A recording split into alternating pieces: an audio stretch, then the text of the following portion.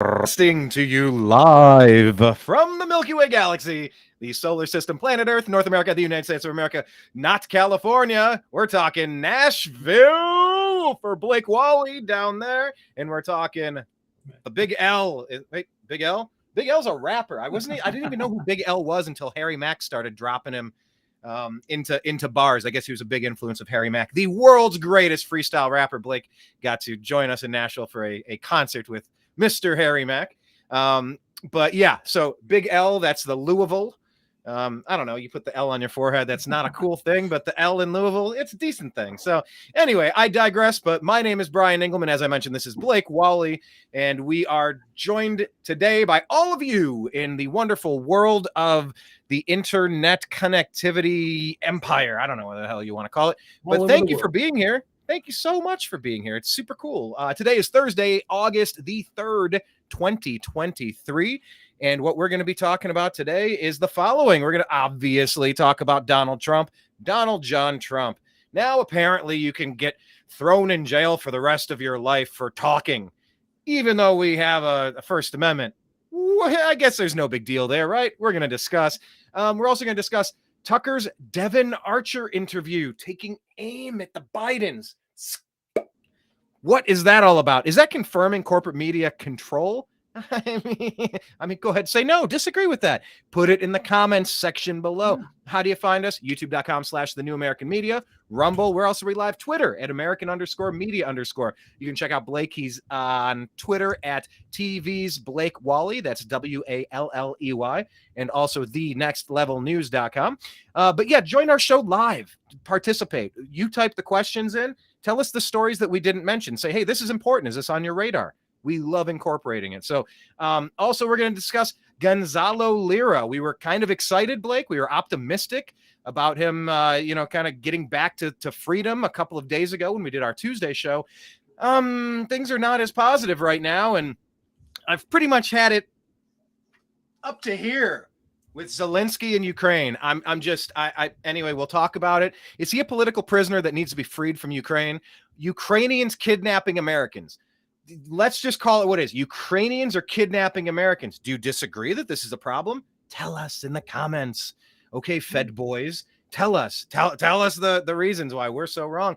Also, final topic, and not really final, because I really want to maybe find a way to mention Lizzo getting into this, because that was the most ridiculous story I may have heard, maybe ever, but it's kind of fantastic, and it just kind of it's also perfect. But anyway, the last topic in our show stack for today is agree or disagree. Twitter's X recommendation algorithm. It's weighted fairly for everybody. Yes or no? Agree or disagree? So that's going to be up to you. We appreciate you joining us, as I said, and we are getting ready to jump into today's fantastical program. Started with Blake's wonderful demo intro. Well, here it is. Here's us. Okay.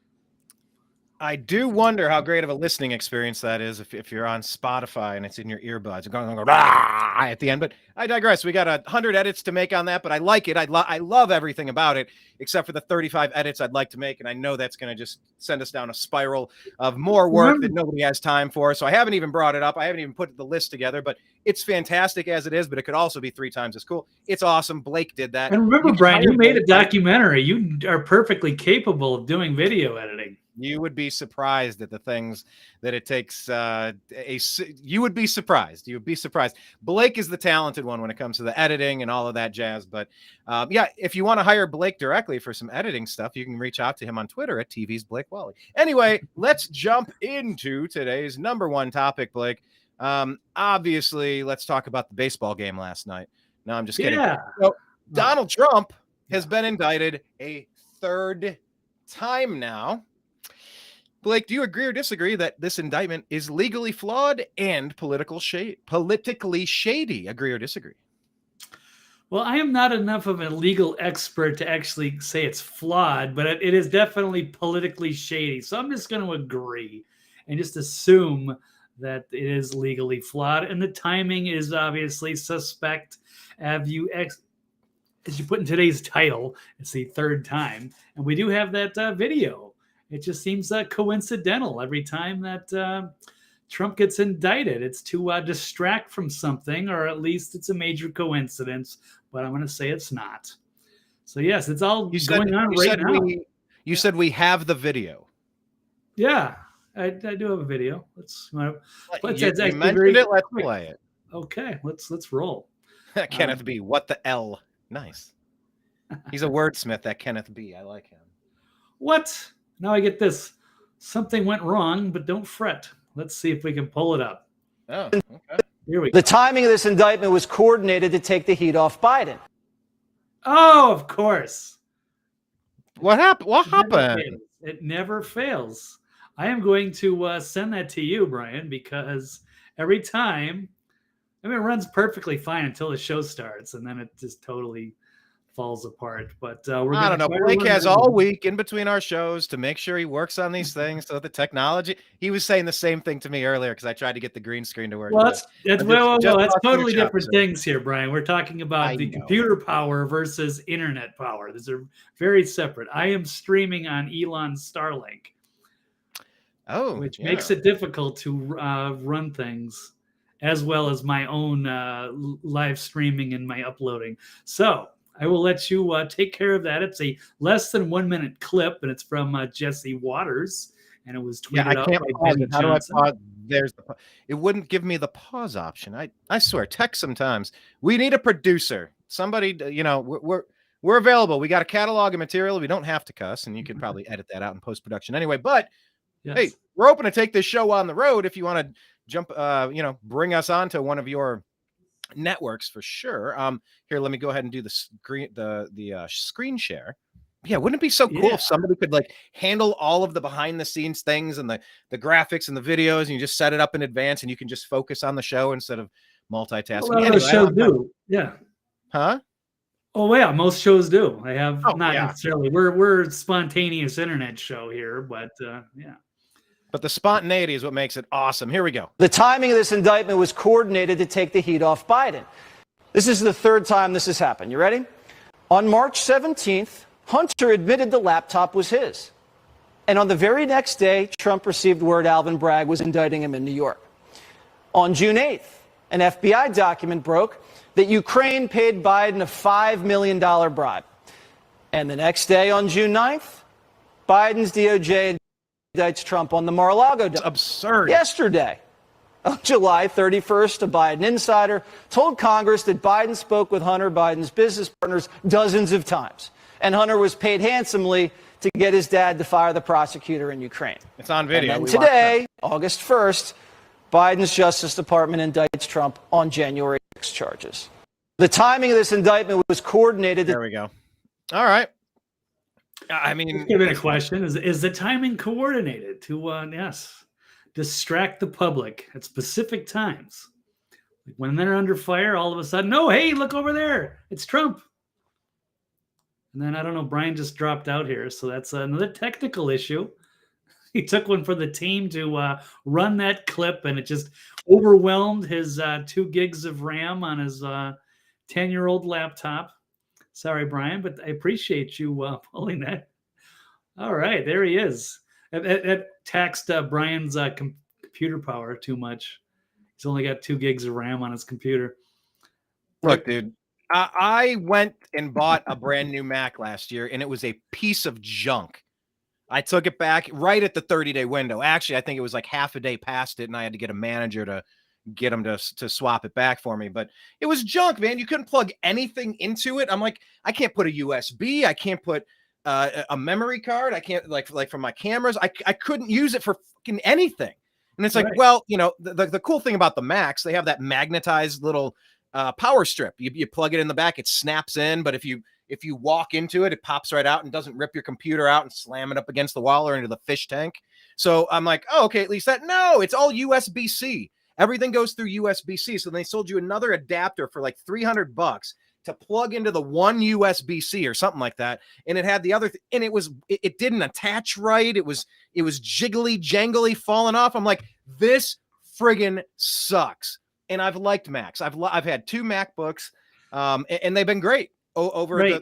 the history of the New American Media. They functioned fantastically, and I do everything fine here. Right, laptops are great, but not necessarily for the to running the hardware requirements for this show necessarily. But hey, So you're on a PC. gotta do You're what on a you PC with a webcam, is what you're doing. yeah, I needed some muscle. I love my MacBook too, but it's it's got its limitations as far as trying to run a show and as far as doing heavy editing.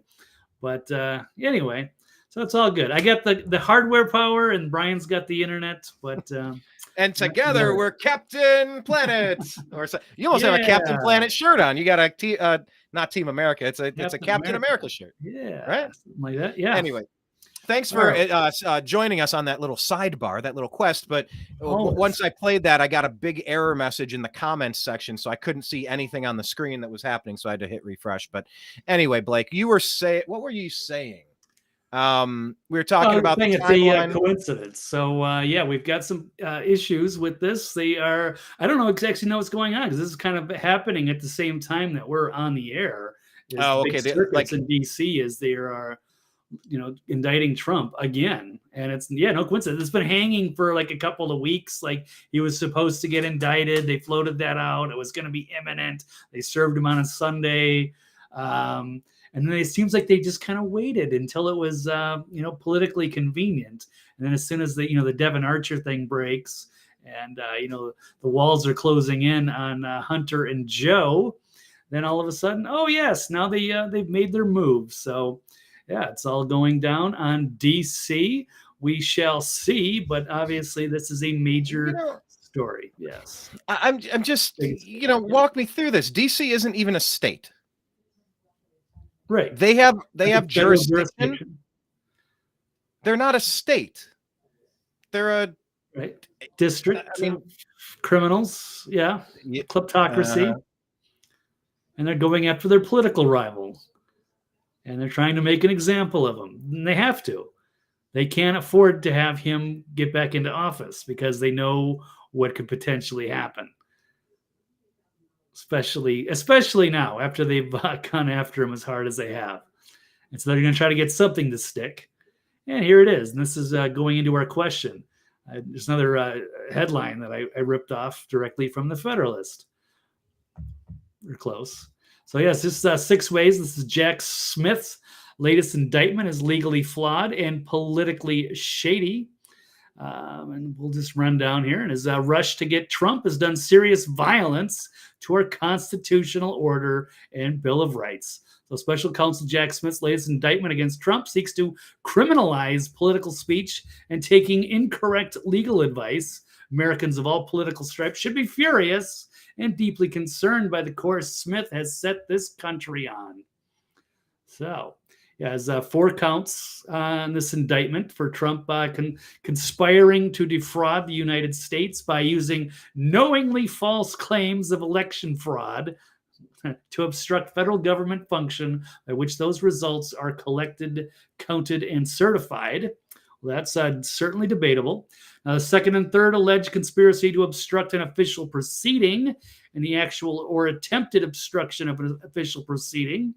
And the fourth alleges conspiracy against rights by knowingly conspiring to deprive Americans of their right to vote and have their votes counted. So they're just really trumping up anything they can against Trump. Well, and by the way, yeah, because this is breaking in real time, I'm taking a look here under Trump arraignment on Twitter. Follow us at American_media_. It says here, Trump reportedly reaches a $375 million deal to sell the Trump International Hotel in Washington, D.C. And of course, the comment here is, you idiots are gullible. If the Messiah thought he had 1% chance of becoming POTUS, you think he would have sold his DC hotel? You're being duped to pay his legal bills. You know, this is a strange time. Hillary, dead to rights on all of the crimes. She was never president. She had private servers being accessed, i.e. hacked, i.e. wink, wink, nudge, nudge. We'll buy 10 million copies of your book and then just give us access. Or, you know, these people have been dead to rights on legitimate criminal activity for a long time. And they're made of Teflon, Blake. I don't understand when the judicial system won't assist us. What are we left with, man? What are we left with here? Is it really the military's the only way? Trust the plan. It's the biggest sting operation in the history of mankind. Like, if I could bang my head up against a brick wall hearing that crap for another 3 years, like, it wouldn't be painful enough for me to try to ask the question, who can help? Supreme Court, military, aliens. We're running out of options here, man, because this is pretty crystal clear. That our government has been overtaken by more Democrats, the judicial, the prosecutorial, especially. This is harassment. This is prosecutorial misconduct. This is election interference. Plain as day. Who will file those charges? Is there isn't there somebody from a red state that could file charges against all of these people claiming exactly what I said on behalf of the people who are likely anticipating Trump to be the nominee to become the next president because he got screwed out of the last one, according to a majority of Americans in a lot of polls right now? Isn't there a red state somebody that could sue to stop this stuff? Is anybody going to help, or is everybody just being like that little weasel Ron DeSantis or that turncoat Mike Pence? What do we do here? Well, they had to impeach him, so that's up to the House, and the Republicans do have the majority, so there is pressure to do that. And once that happens, that could open up all kinds of things, and then they can go after Biden, and they're going to need to, because we can't vote our way back in. It's either that or we set up a fair election system. I don't think that's going to happen. And then the last thing is potentially a civil war, especially if these people continue to, go after their political opposition. We're all going to get, it's us or them. And this is literal. This is so similar to what's going on with Bolsonaro and Lula down in Brazil. I mean, you got a criminal enterprise that overthrows the election, and then they charge and try to jail the political opposition. This is Banana Republic stuff. It's just insanity, Blake. I don't know. I don't even know what else I'm supposed to say at this point. I've said it 3 different times for 3 different indictments. Right. It's the Obama crime family. Yeah, you keep saying Biden. He's the puppet. Obama has his hand, or Michelle, his hand so far up a Biden's backside. What do they say with communism? You can vote your way in, but you have to shoot your way out. That's what they always say. You just kind of alluded to something similar. You're like, well, are we going to vote something different? If you can't vote, you're down to a bad option that is not being advocated by anybody right now. But my God, the entire American system is being dismantled in front of us. If you've never had a time to, if it's never felt like a good time to become a participant in the goings on of your own country, this might be a great time to start, Blake. Yeah, you'd think so. I don't know how far people have to be pushed and to pay attention, but they haven't. This is kind of the result when people aren't. And it should be obvious, but if you're not looking, or you're just casually getting a little bit of news, especially from the legacy media, and it doesn't even matter if it's left or right. We'll get into that, because Fox News isn't a whole lot better than some of the leftists, the way that they're controlling information, which we will get to when we get to the Tucker Carlson topic. But a little teaser for you coming up. We only got a short show. But yeah, are we ready to jump? Are we ready to jump to Tucker now, or did we want to hit a couple other points? Oh, we got a few points to hit before we get there, but that's will be coming up within the next within this hour. I think I've only got about 40 minutes left. But yeah, here's a tweet from Wayne Allen Root saying, yes, we are now a third world shithole and banana republic ruled by communist thugs and tyrants out to arrest opposition, silence free speech, and destroy dissent. And he's sharing this article here from the New York Post showing this guy's compromised. He should have recused himself. This Trump special counsel, his wife worked on an Obama film and donated to Biden. So how is he in charge? So the wife of newly appointed special counsel Jack Smith, newly appointed because this is back in November when this happened, produced a movie about Michelle Obama donated to Biden's 2020 campaign. Okay, so hold on. He's dirty. Let's go back. So what did he do? Hold on. Hold on. What? You're saying Jack Smith, the special prosecutor, can you repeat? He produced a movie. He's a producer about former First Lady Michelle Obama. No, it's the wife. He's a producer, not a lawyer. His wife is a producer. Oh, his wife made the movie. Wife of newly appointed special counsel Jack Smith is a filmmaker. Okay, I missed that. I thought you were saying Jack Smith was a filmmaker. I'm like, oh God, are we really? Okay, but his wife. Well, he's doing making his own film there in DC right now. I'm sure they're going to get a few highlights. So he produced a movie, or she did, about former First Lady Obama, and she donated to President Biden's 2020 campaign. So, yeah, these people are compromised. So here he is, and he's going to be appointed to complete investigations into Donald Trump, and we're supposed to believe that he's impartial. No, he was appointed by Attorney General Merrick Garland. So we can't trust any of this. This is a political hit job. So what comes next? Are they actually going to try to kidnap the president and put him into a cell? If they can, throw him in a hole and then pull an Epstein on him. Are they really trying to do that to the person we voted for president? Are they really trying to do that? Well, it's us or them. Yeah. Why wouldn't they? They know that once they're going to be under the scrutiny, and when they see what kind of the treason and the sedition that they're involved in, yeah, it's going to happen to them. So they what was that quote from Hillary? She said, if Trump gets in, we're all going to hang. Was that an accurate quote? Do you recall that one? I remember that. I don't know if that's an actual quote. That has been said, though. And she probably did. We're all going to hang. Yeah. Factcheck.org says there's no evidence that Clinton sent a nooses email to Brazil. PolitiFact. No, I don't want to see these fake debunking sites. Donna Brazil torches. But yeah, but speaking of Hillary and Stacey Abrams and many others, claimed for years their elections were stolen from them. But then Jack Smith is going to try to twist that against Trump. Did you happen to have any like that compilation of here's 20 minutes of Democrats denying elections?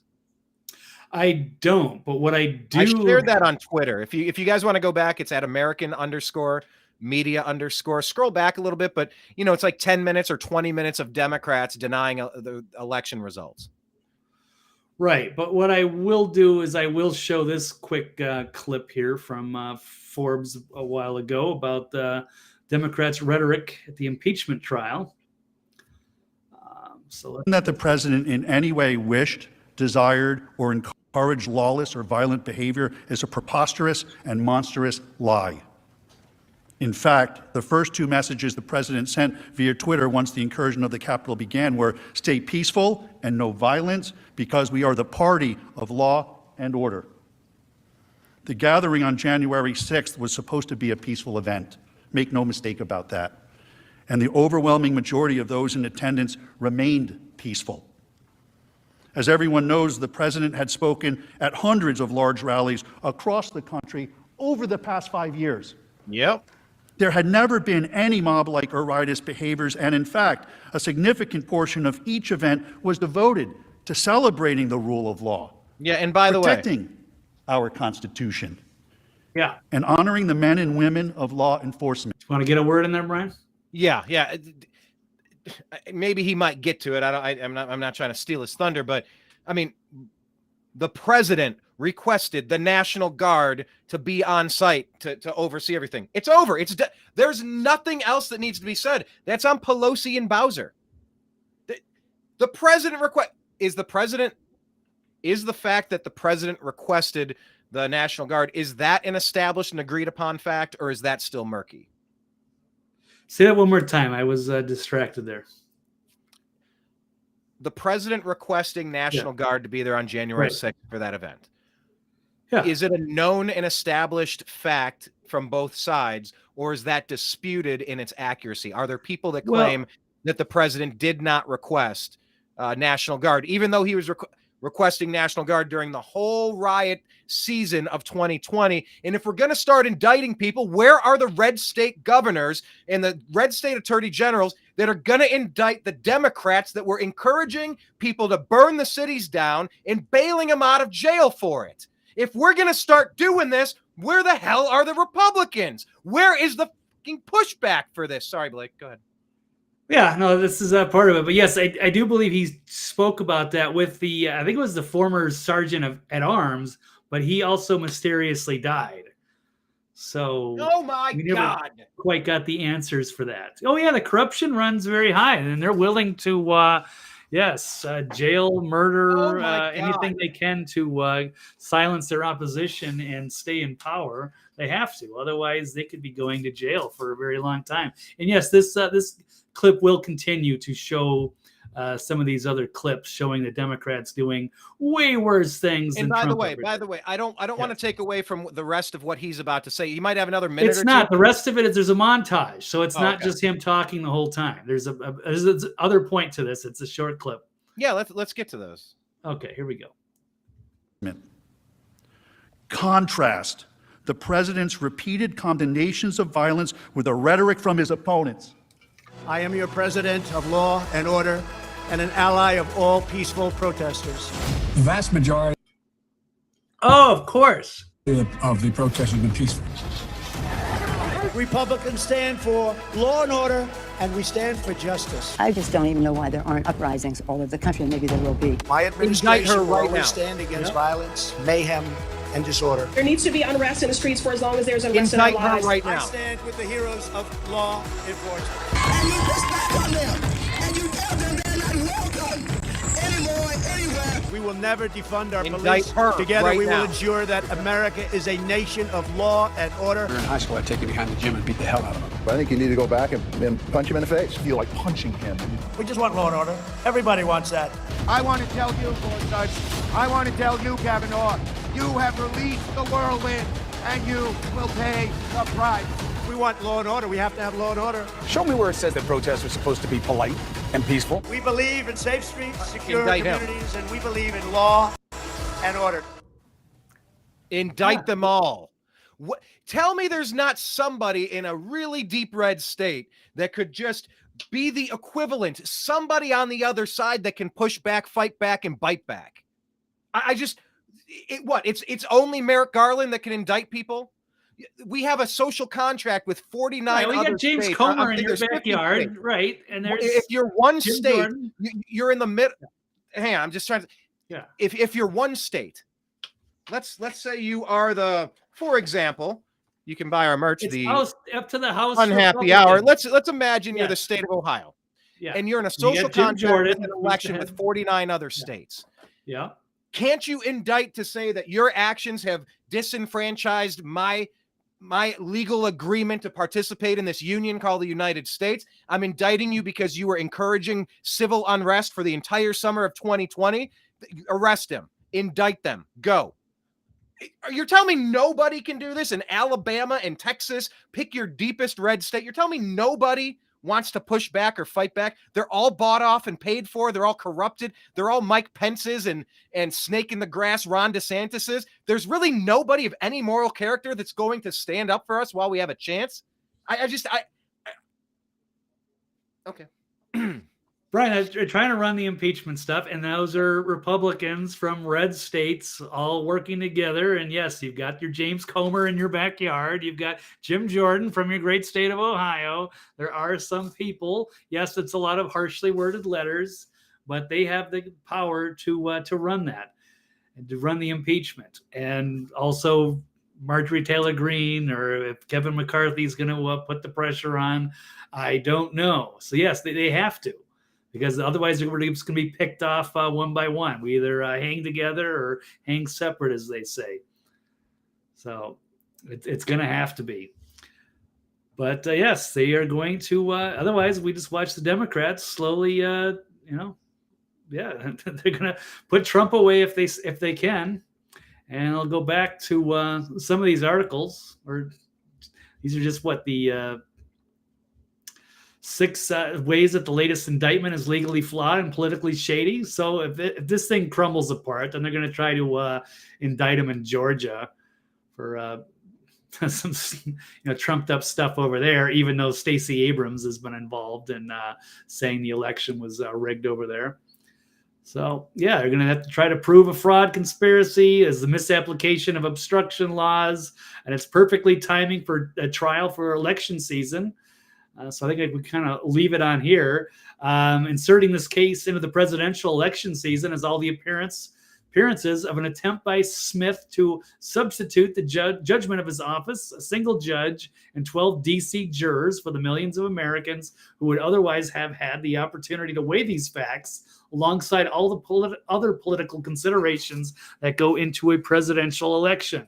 These millions of Americans will likely be faced with a choice to vote for Smith's boss, Joe Biden, or his likely opponent, Donald Trump. Prosecuting a political opponent during a presidential election in this manner smacks of banana republic politics. Yeah, they could have done this 2 years ago, and in fact, that clip I played, that was, I believe, at the hearing. But they did this 2 years ago. They the had January 6th that scam trial for 2.5 years. They had Pelosi and Cheney running that.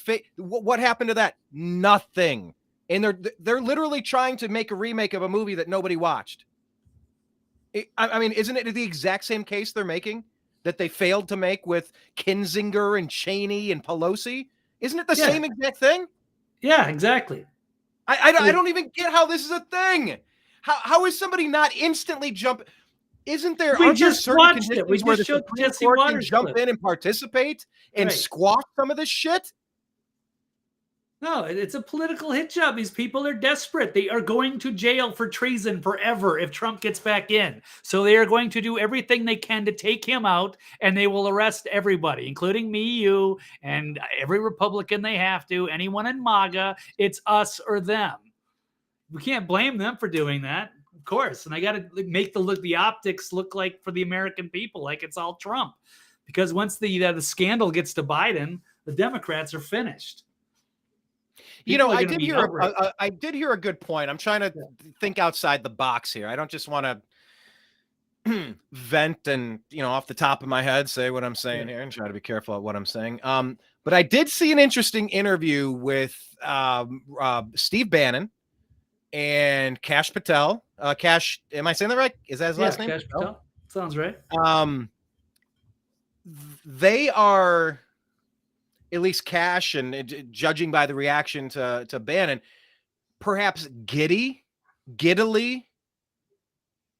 anticipating the opportunity to present the largest, most important court trial of all time, to call Obama, Hillary, Biden, every one of the key players, Pelosi, go down the list, to call them all as witnesses.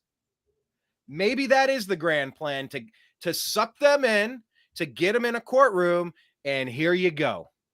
I don't know if they're trying to win the court of public opinion, but I mean, what do you think of that? That the point of this is to have a full public trial about all of this. But I feel like we've been having this full public trial. Try to calm down, Ryan. I know you're kidding. Yes, there could be absolutely a silver lining to all of this, and it's going to turn around on them. So let me flip through a few stories real quick. Yes, we do know Joe Biden pressured Merrick Garland to indict President Trump, his main political rival, who is beating him in the polls. And that comes off of the Devon Archer testimony that was quite damning, showing that him and his son involved in 20 calls at least with foreign officials, selling us out to foreign interests. And then we have, let's move on to another one. How about, it's Donald Trump. Here's his Truth Social. He's going to D.C. to be arrested for having challenged a corrupt, rigged, and stolen election. It's a great honor because I am being arrested for you. Make America great again. And 62% of the country knows 2020 was rigged, and more people know that these criminal charges are purely political. And then here we go. Soon it will be our turn. Trump promises revenge for the latest federal charges.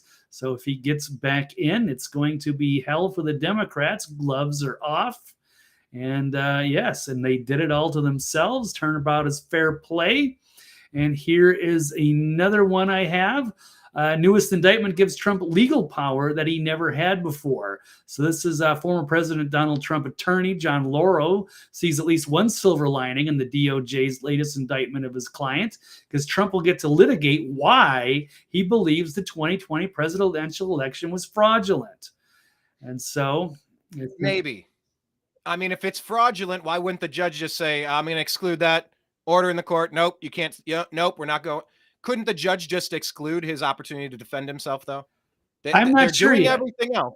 Well, that I don't know. I'm not enough of a legal expert, especially with in D.C. I don't know with the federal and how they're going to handle that. And with special counsel Jack Smith, of course, they would like to make sure that he doesn't have a chance to present some of that evidence, much like the courts never saw the evidence for what happened. They just dismissed it because they didn't want to touch it. So let's run a quick clip from this Trump attorney on CNN, and he handled himself really well. This was great. So let's roll it. I saw this. Yeah, this was great.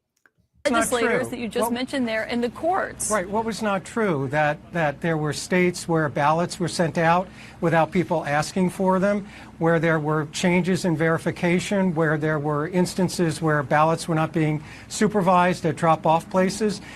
The president was told, given advice, that under these circumstances, the state legislatures have the ultimate ability to qualify electors. He followed that advice. Now, you may disagree as to whether or not those things actually occurred or not. That's why we have political debate. We don't have criminal trials over that. We have the discussion like we're just having. But it matters if those things actually occurred or not, John. Not under the First Amendment. But it matters if those things actually occurred because... Not at all, because under the First Amendment, it was actually fraud. No, the First Amendment allows. But John, let me stop you there, because if he's saying that there was fraud, the First Amendment doesn't allow the President of the United States to go and claim there was fraud when he was told there was not fraud, and then try to subvert the election by overturning legitimate electors. I mean, it says it right here in the actual indictment. Absolutely, the First Amendment protects all speech.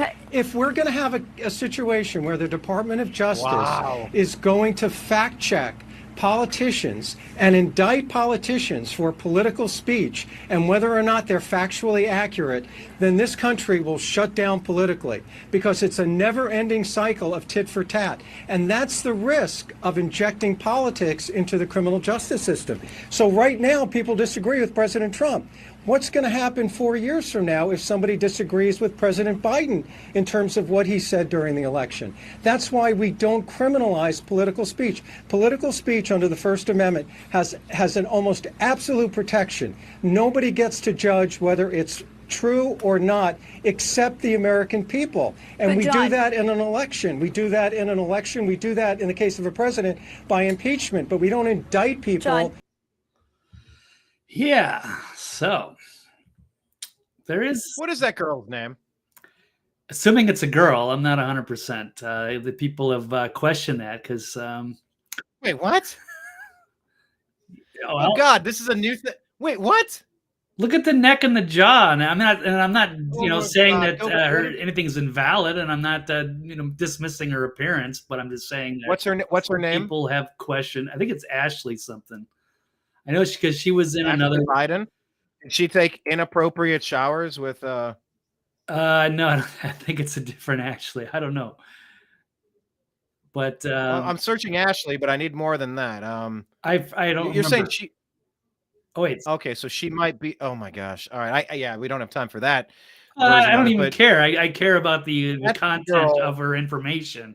But she's working at CNN. I think under Anderson Cooper. So she's not. I don't think she's going to be under Anderson Cooper unless she is what you're saying she might be. Anyway, good Lord, this is we might as well just cut to the Lizzo story right now. We're not even going to get there. I'll pull it up after Blake's gone. But anyway, no, that's the same girl that had Trump on for the town hall and she got wrecked. Yeah, she is an oblivious human. Well, she's, an attack dog journalist like some of them. But yeah, she's gone up against some formidable opponents that were able to smack her down. So that's what happened. Goodness. Yeah, okay. Yeah, that clip is just astonishing. Well, you don't have the right to say things. We're here in America, sweetheart. He's got every right to question the election. And if this goes to trial, then he should be allowed to present some of that evidence on why he thought this was legitimate. And again, he was saying, be peaceful. There was nothing. He's law and order president. We've seen the clips. It's blatant hypocrisy that they're going to try to go after Trump for things. And they said things that were 1,000 times worse. They were fanning the flames over of all and the rioting. over and over. Yeah. Across the whole country. Right. So they got a weak case, but I mean, they're desperate criminals. And this is all optics, and they're trying to take attention away from Devon Archer and the big scandals going on with Biden, which we're probably ready to transition there. And then we'll see what happens with this Trump thing. So, I mean, this is all kind of happening right now as we speak. I can only imagine the insanity going on in D.C. right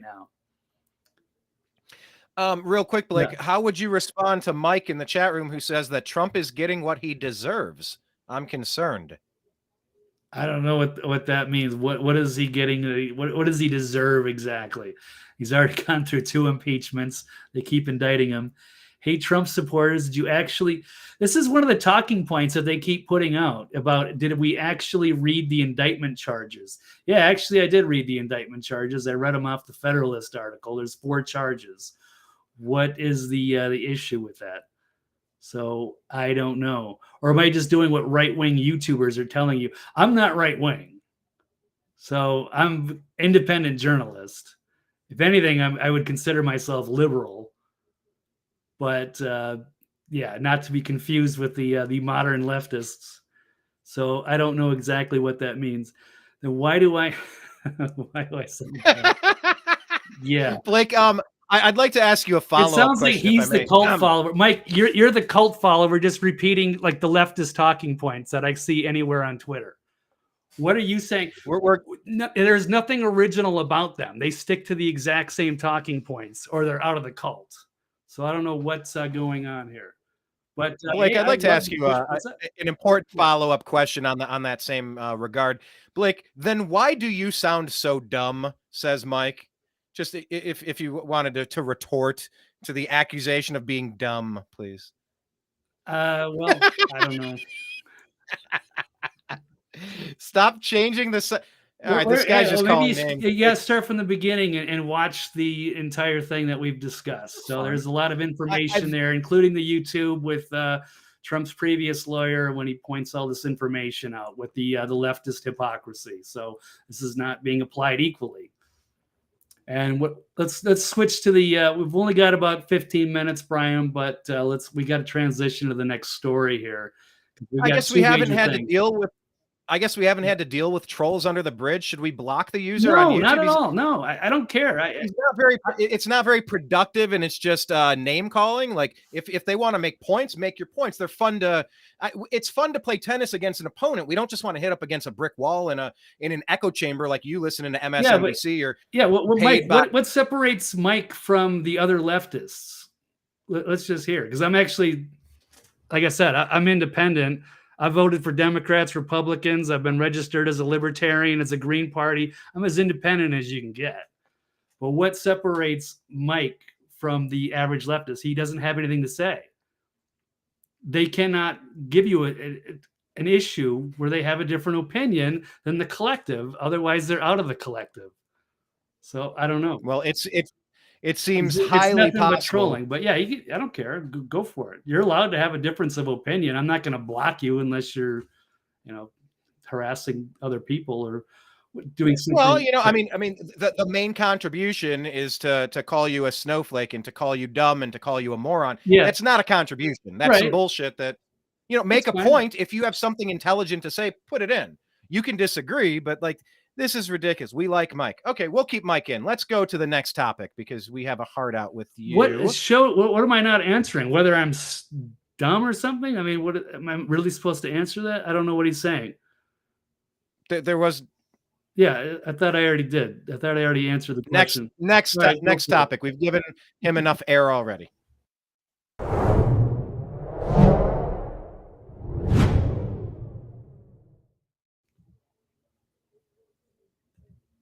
I will say it's pretty fun though. We know we're starting to grow as a show because we're starting to get some haters. I like it. Welcome. Just make intelligent points, dude. Make some good points. Whatever you're doing is trash. Are you a third grader?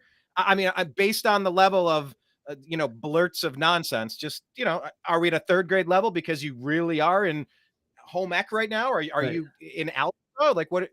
I mean, make some points if you want to. All right, Blake, agree or disagree? Tucker's Devon Archer interview confirms that corporate media is controlled. Agree or disagree? Yeah, absolutely. I saw a great tweet put out by this, so I am going to pull this up from, let's find out. One of my friends, actually, from Chadwick Moore. So Tucker got the interview first before the network. So last night, Tucker Carlson interviewed Devon Archer, and guess what? None of the other networks did. So Tucker got the interview first before the networks. His cancellation from Fox may be remembered as the moment when independent media eclipsed corporate media. Nothing in corporate media matters anymore. And so here you have Tucker Carlson talking. This is just part one. He's got a second one coming up. And Fox News' decision to ignore Tucker's interview with Devon Archer is infuriating employees who still believe in covering news. And apparently, some insiders, there's some leaked information. Quote from a host, "Are you effing kidding me? How do we not cover this?" He got Hunter's business partner to just casually admit all of this on a Twitter video. Yeah, you'd think this would be a huge scoop, and there would be every media person out of all the networks would be, stumbling over themselves trying to get Devon Archer on their show, but they're not. And you would think Fox News obviously would want to speak to Devon Archer. It doesn't say who this is, but I mean, it could be anybody. Whoever, it could be Jesse, or I can't see Brett Baer using the F-bomb like that, but whether it's Hannity or Jesse or Gutfeld or anybody there, they would love to get Devon Archer on this. So why is Fox News not doing it? So another top Fox source adds, the amount of agitation in this building over not being able to use, they weren't even able to use the footage of Tucker's interview about Devon Archer. Just a ton of groaning and cursing from producers and a couple anchors that it's gold, but we're not allowed to touch it or use it or refer to it. Network employees tell me they also weren't allowed to cover Tucker's newsworthy interviews with presidential candidates in Iowa.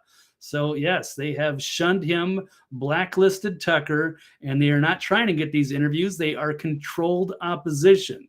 Even though we ran a clip from Jesse Waters, he does a terrific job. The Greg Gutfeld show is very good. Some of the other hosts do cover some important issues. It's a lot better than CNN or MSNBC, obviously. But yes, this was very telling. So yeah, Tucker Carlson, that's great stuff. So that is going to further the divide now, as they're saying, between the independent media and everybody else. The legacy is dying, and for this very reason. It's propaganda. You read the scripts, you do what you're told. And Tucker, did as much as he could, but after the J6 stuff and for a variety of reasons, touching on subjects that made his bosses uncomfortable, they let him go. And now look at this. So kudos to Tucker. That's fantastic. One of the great real journalists. And they also got rid of Lou Dobbs. So what were the main points that came out of this interview? Like, obviously we're seeing that the other, you can call them corporate media, or I like to say, what do I say, Blake, about them? Not mainstream. What do I call them? The legacy, yes, missing a word. I forget. It's an alliteration before legacy. The lame, I don't know. Lying legacy media. They are not mainstream at all. They are lying legacy. Look at that. We're back to the double L's, the lying legacy media. Love it. Today's show is about L's. Brought to you by Mike and his L takes that he jumped in to put some silly. Yeah, so there's my cred, Mike. How is that independent? Am I just recycling Fox News talking points? No, I'm an independent thinker.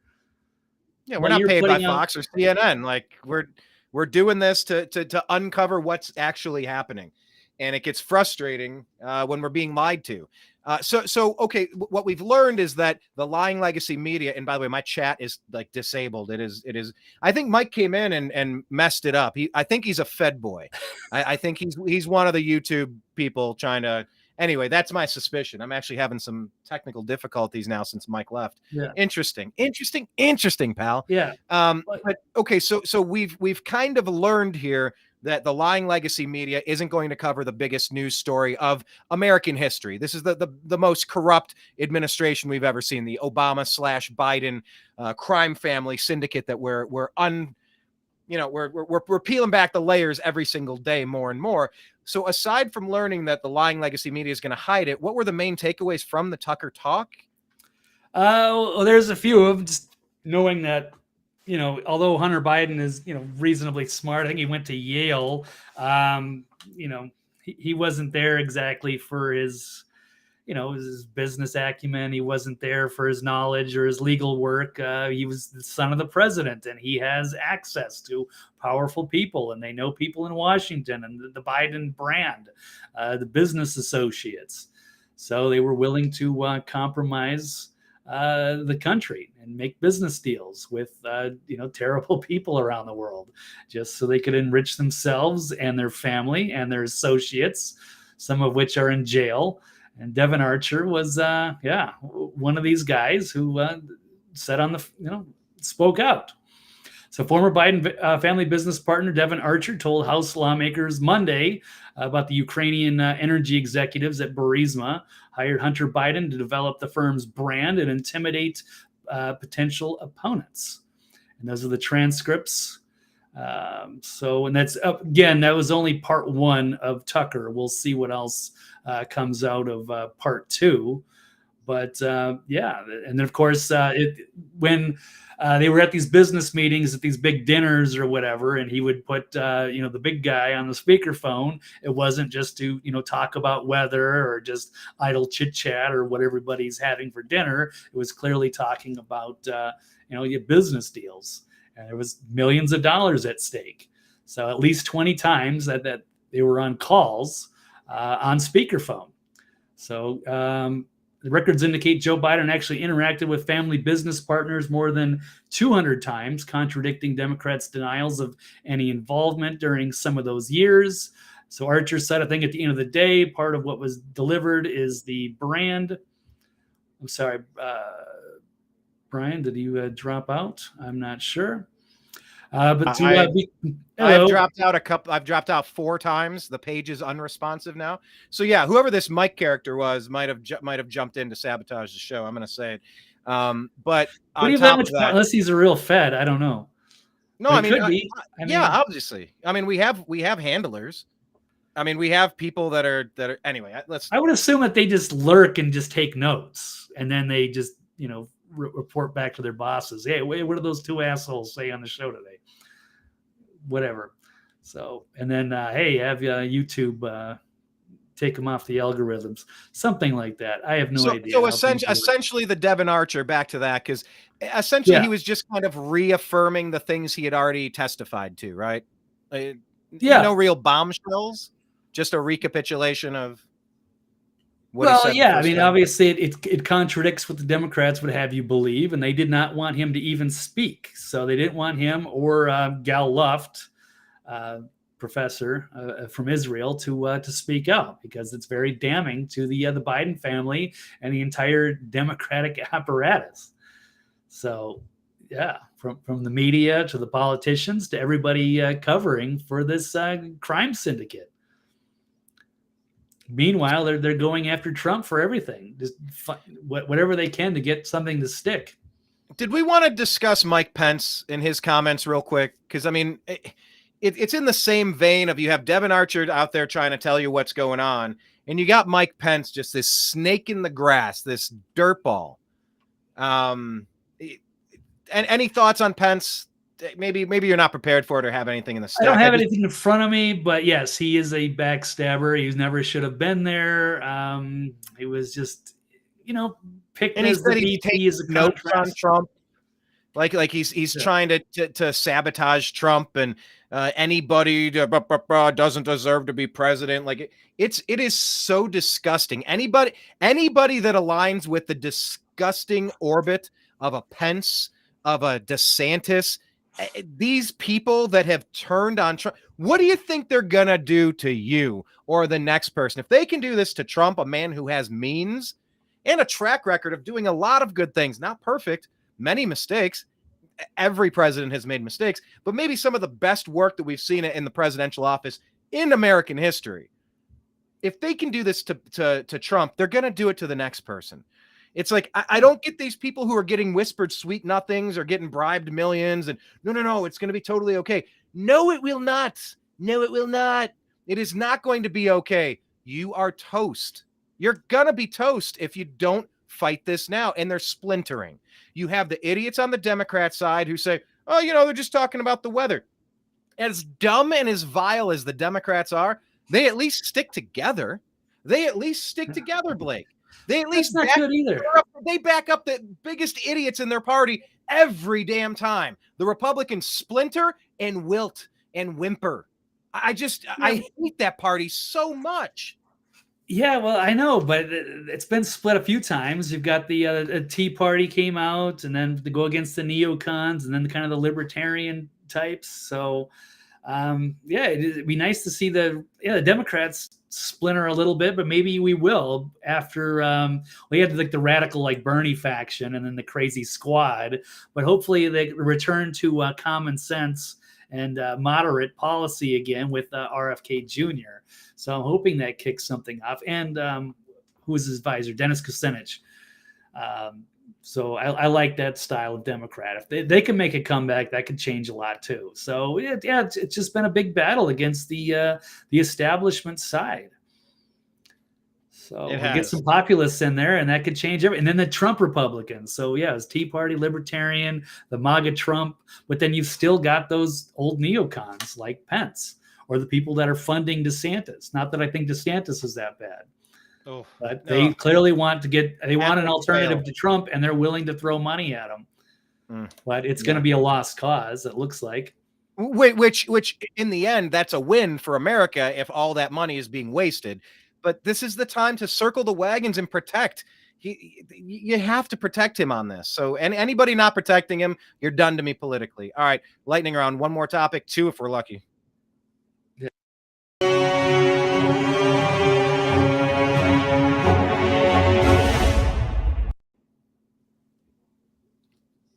All right, well, here we go. Gonzalo Lira, agree or disagree? He's a political prisoner that needs to be freed from Ukraine, who has just kidnapped him, detained him.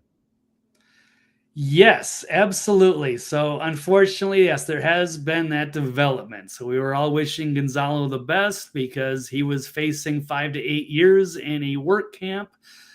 He knew he was screwed. He got out on bail, and it was basically either flee to Hungary and beg for asylum or stay and die in work camp because he's got a heart condition. He's already older. I think he's 55, 60 years old. So it's sad. He maybe could have gone to Russia, but like everything's, they got landmines and all. You don't want to go through a war zone. So he was between a rock and a hard place, I guess, as they say. And he took his chances, and he was apprehended by the Ukrainian forces. So let's try to run a couple of stories here, and then I'll see if I got a little time to address some of the comments here from our leftist cult follower here, and Mike in the chat. But Gonzalo Lira tries to flee Ukraine and claim asylum, and then this it's a terrible title, but this crazy Ukrainian sergeant suggesting the SBU caught him.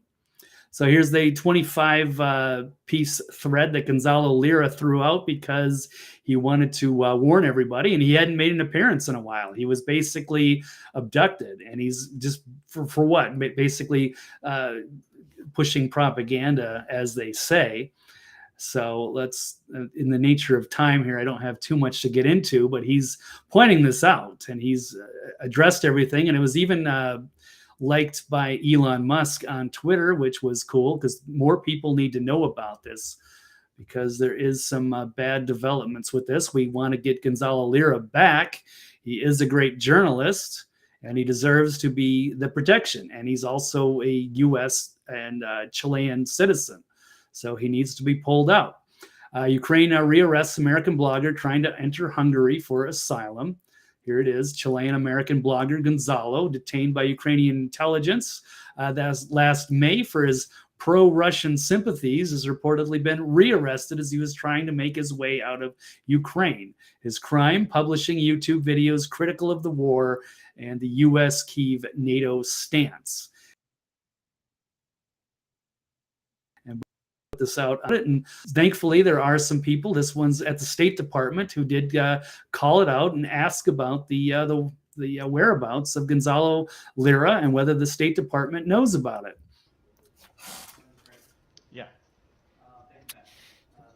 Yeah, so that's the State Department that knows about it. Gonzalo Lira, he was the U.S. citizen arrested in Ukraine for posting dissident content online, and you told me the State Department was aware of his arrest in May.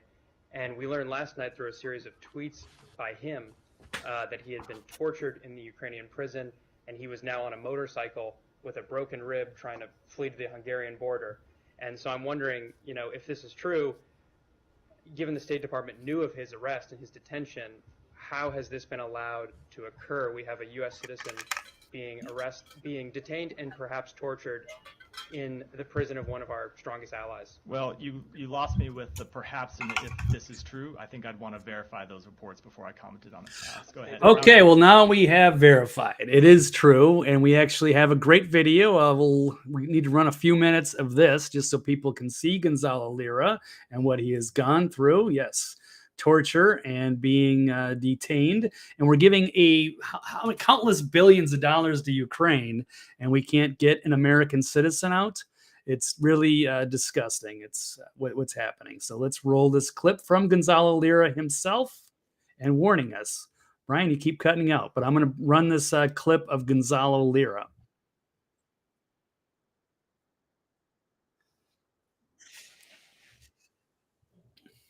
Perfect.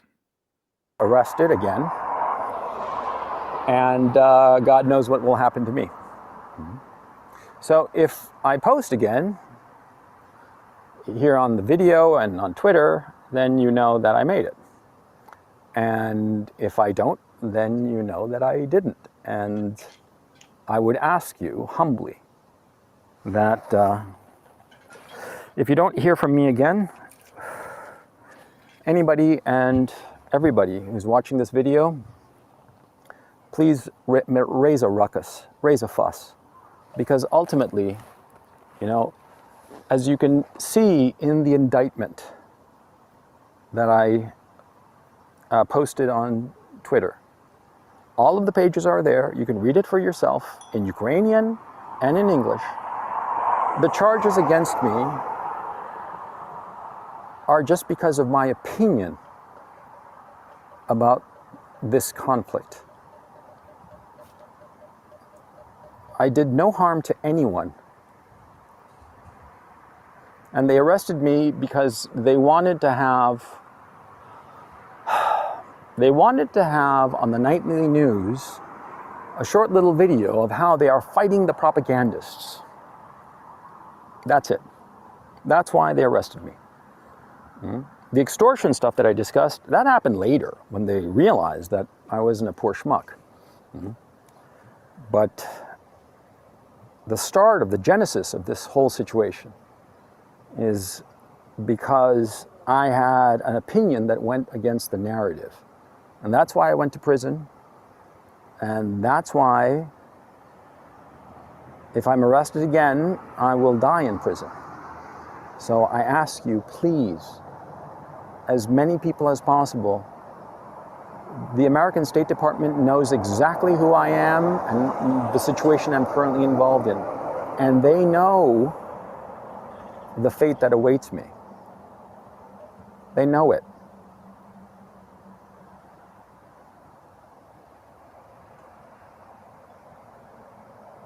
You know, they have that saying that, I forget the wording exactly. You know, I'm a little stressed out, as you can imagine, but they have that saying that people are fundamentally good, but for evil to triumph, all you need is the indifference of good people. Please don't be indifferent to my fate. I ask you this very humbly. Please recognize that, well, the literal death that awaits me if this doesn't work out.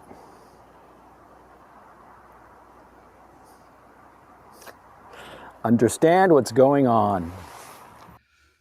So there we have it. And Gonzalo has emerged as one of my favorite journalists during this time. He's done some fantastic work. Obviously, it's very damaging to the narrative that the American press would like you to believe, that this is some kind of a justifiable war we got going on with Ukraine. We really shouldn't be in there or funding it. He's called a lot of that out, but they've been meddling in there for a long time. They've lied about biolabs. They've lied about the Nord Stream pipelines, about the Crimean bridge bombings, or whether they're threatening false flags, or there was a missile strike on Poland. There's all kinds of things that have not looked good for Ukraine, and they are losing a lot of people over there. So it's been a big disaster. Meanwhile, we're pumping billions of dollars into it. It looks like it's not going to happen, and all of our equipment. And and then we're going to let this guy get jailed and tortured and let him die in prison for reporting on that? No, he's entitled to his journalistic protections, and he should be brought back to either the United States or Chile, one or the other, or somewhere where he should be safe and be allowed to speak and do his thing. So it's up to him. He's begging for our help. So we're going to try to do as much as we can on our part to make sure that the public is aware of that and that we can bring him home safely. All right. Well, it's time to raise a ruckus on that. I want to get into first. I want to address. I don't know if Mike, this troll's still here in the room, the cultist leftist follower here. I have not seen all the tweets, but I will just say this. Mike says Trump knew he lost the election and still tried to overturn the election. No, he didn't. We saw 6 swing states stop counting votes in the middle of the night.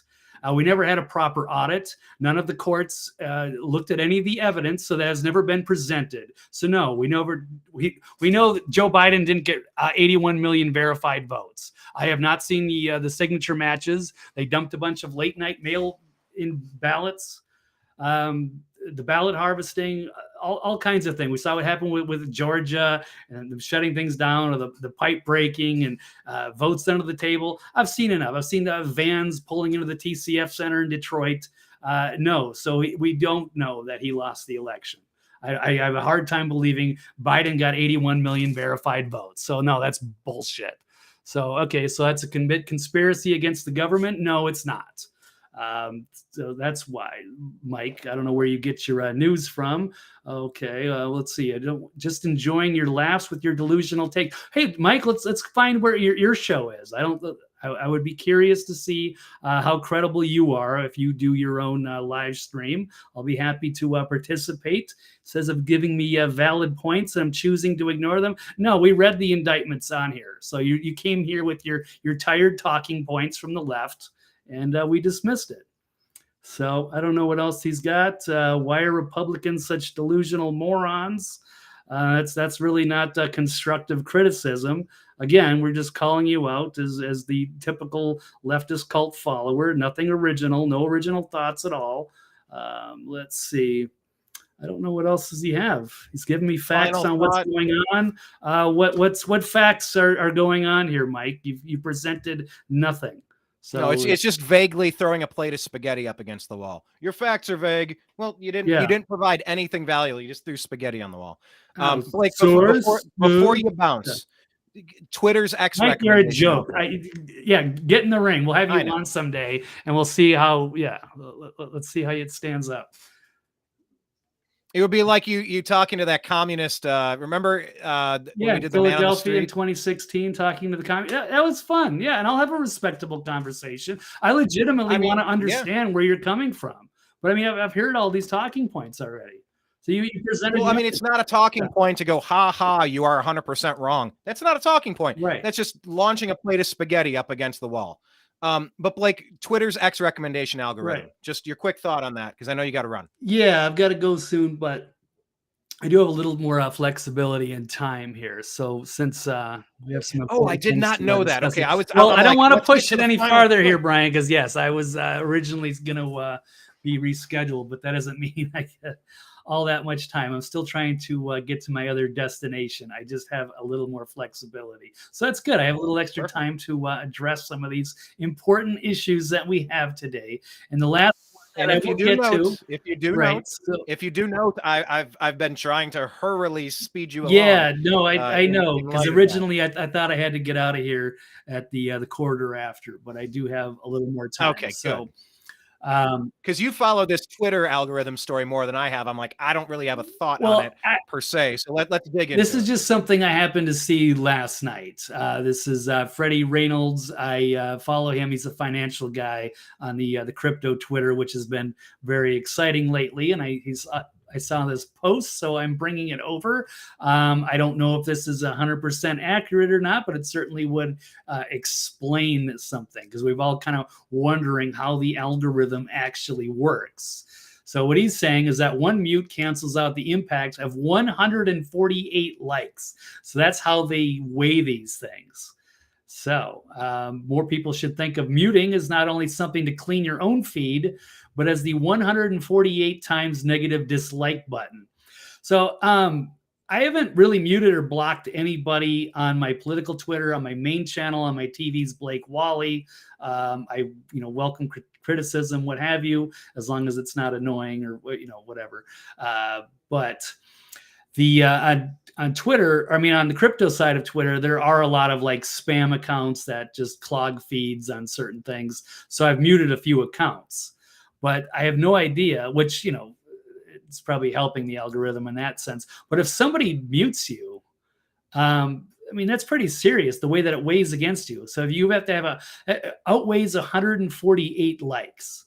So, I mean, like, what can you really post? If you're on, outspoken politically, how are you supposed to get anywhere with this algorithm, the way that it's weighted like this? So when people report, and that's the opposite of that's the opposite of an open and robust conversation, right? This Mike guy coming in just hurling insults. If you're going to hurl information and I dispute that, or Devon Archer himself said in this interview, if you're going to post things that are relevant, we welcome that stuff. Just coming in to toss names around and derogatory crap. Yeah, I mean, that is kind of valid for, I don't need to see that. It's clogging the feed like a spam account. But on Twitter, it's the wild west of conversation. You're supposed to have, I thought it was encouraging these interactions. Yeah, you would think, and we know I've seen a lot of heavy-handed censorship lately, especially like Dr. Brooks Agnew. Gonzalo Lira has been taken down a couple of times. We've seen other prominent, there's a Don Luker.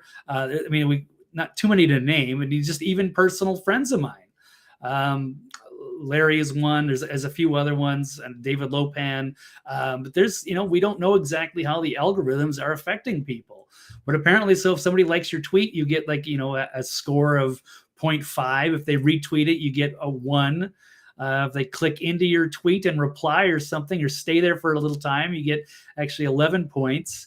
They look at your profile and you get 12. Reply 27. If you engage back, it's 75. But if somebody says show less often or blocks or mutes you, you get a minus 74. And if they report your tweet, you get minus 369. So I know I haven't blocked anybody, but I know I've probably been blocked at least a few hundred times. So that's probably why I'm not getting seen in some of these algorithms. But I don't know if this is 100%, but this is interesting that this was put out because people are curious, and we should know how these are ranked. But what's to stop angry leftists from just spam blocking and muting people and destroying people's your way to be seen on the algorithm? So it seems very heavy-handed and unfair. Otherwise, I got to be just post pictures of puppies and kittens. Yeah, maybe that'll be that it won't offend anybody, and they won't be muted as long as you don't put too much stuff out. So yeah, it's not fair. So this is a website that he got it from, github.com. So I'm not exactly sure if this is the model or if this was a previous one or if this is in use, but it certainly would explain some things, perhaps. So I don't know how it all works, but we should know. One of Elon's big proposals was to make this, wasn't it all about making it all open source so that everybody could kind of see under the hood what's making so you could read the rule book of the NFL so you know how to play the game. Like you said, like the way you read that out, I'm like, this is just a video game, right? It's just, you get so many points for jumping up here. You get so many points for shooting a turtle shell. You get so many points if you fall into the lava taken away. And it's I thought that was supposed to be all open source. We're going to show you what the mathematical equation is. I thought that was part of his pitch. No, I was excited about that because I want to know what's in my file, what's been, what comments have been written on the back end from, Twitter employees. So if Mike is in there and, he doesn't like me, then he's writing notes or taking me down. I want to know what's happening and if it's justified. I have put out some terrible tweets. I've trolled, but I've trolled some really bad people. So I've said some really nasty things to John Podesta, for example. But how does that affect my score? And as far as where do we draw the line between the freedom of speech and I'm calling out a political opponent? Part of the reason I'm angry because I've gotten involved in the media. I didn't want to ever have to do this. I recognize it. I've been following the news long enough to know I'm being lied to, and I want to call out liars on Twitter. It makes me angry that they're enriching themselves by spreading misinformation, disinformation. I'm trying to tell the truth. I get frustrated with some of these people, and I want to make an example of them. And then who knows? And I'm getting punished for it. So I don't think that should affect the scores. Or if say if people are really sensitive and they're blocking too many people, maybe the weight should be taken out of those blocks because this is clearly a snowflake, as Mike says. As Mike says, yes. This is gonna be fun. Don't be a Mike. Yeah, that'll be our new thing. Don't be a Mike. Yeah, think for yourself. Have original thoughts. Otherwise, you're just parroting propaganda. So. Anyway. Yes, parroting propaganda. Any other thoughts on this Twitter thing, Blake? I can't quite confirm it, but I know there's something shady about it. I want to embrace the new platform, but until I have a better idea of how it works and how it's being judged and if it's being played fairly, I'm still going to have my doubts. I'm still skeptical, and I want to see some of these people brought back. It's been nice to see some of the guys that have been, banned for years making their comeback. but they're still heavy-handed. Like, how did Dr. Brooks go down with Don Luker? So do I want to hand over all my financial information? Do I want everything? Do I want the Everything app to have all that access to information and then just shut me down because some crazed leftist, didn't like what I was saying? I don't know. Yeah, I don't know either. Jocelyn says, consider experimenting by scheduling and posting tweets at different times throughout the day for a month using a tool like Social Pilot. This can help you identify who are liars and gaslighters.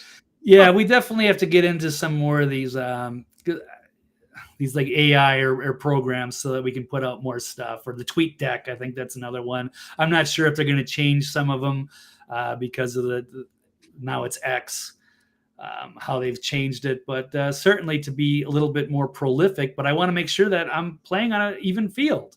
And why am I paying for the blue check mark? And why, if I'm going to pay for the extra other subscription, the blue or whatever they're calling it now, or putting subscriptions out, I want to make sure that I know what's going on my file, or maybe I can clean some things up.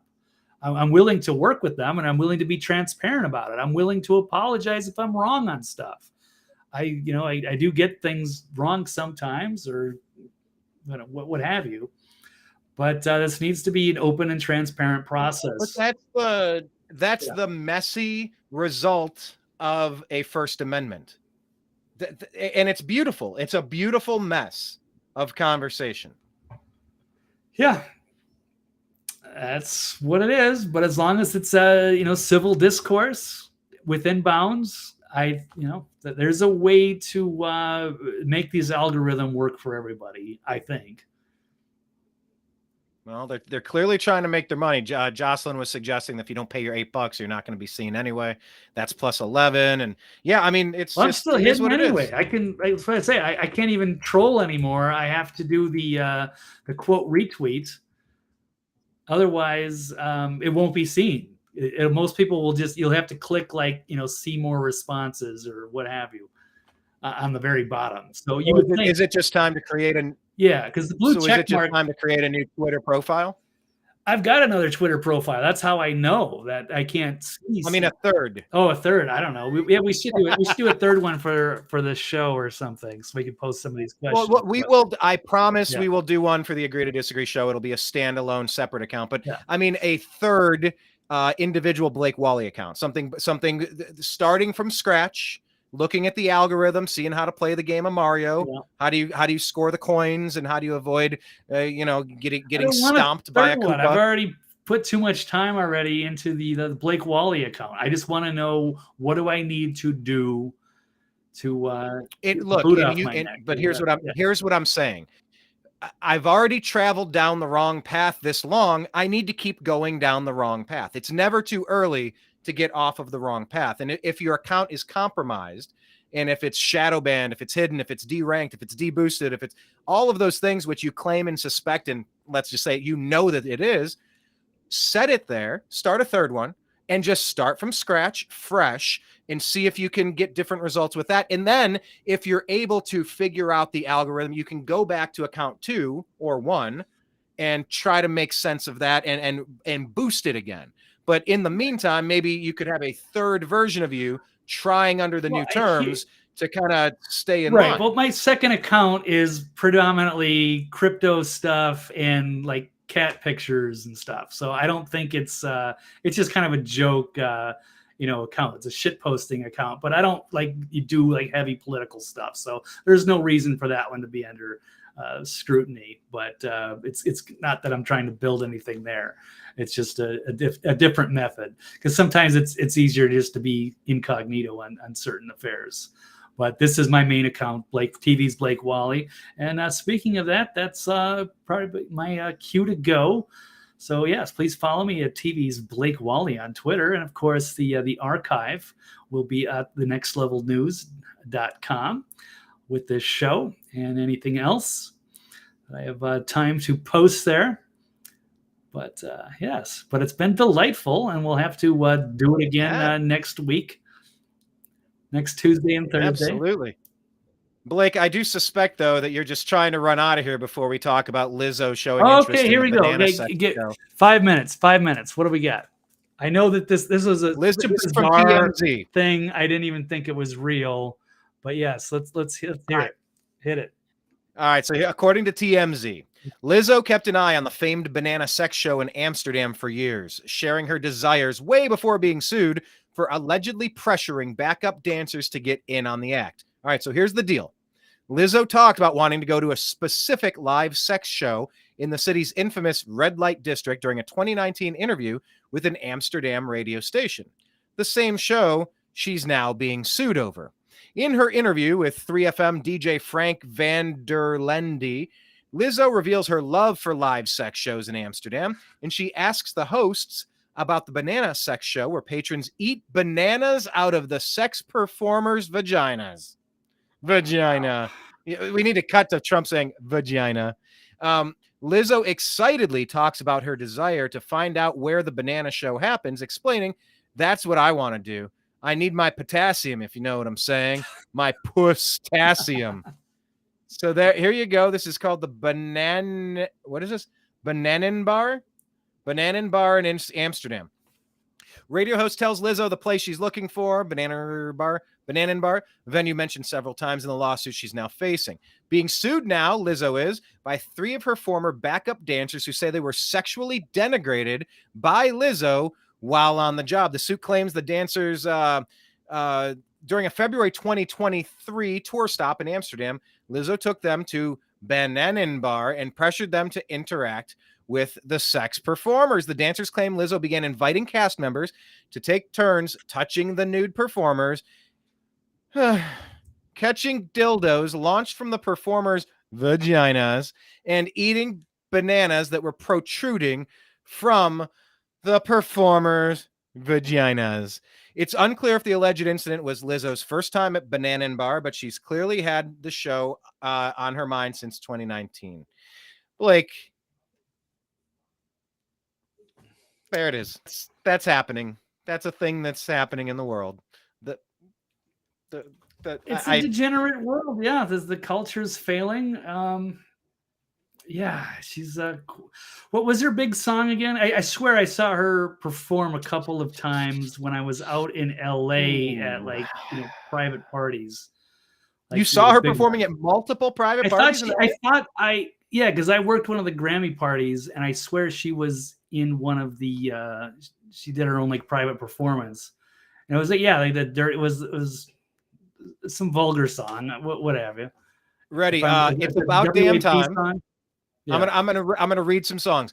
About Damn Time, To Be Loved, Juice, Boys, Rumors, Truth Hurts, Good as Hell. That's one. Yeah. So it was About Damn Time. I don't know. I mean, okay. That's all I got. No, it's wild. I mean, what do I expect out of this degenerate Hollywood culture? That's sad, but I guess it's okay in Amsterdam. I don't know what she was thinking. I mean, she's promoting banana positivity. She's promoting banana positivity. Yeah, there you go. So, Brian, what was your take on that, Brian? What do you think?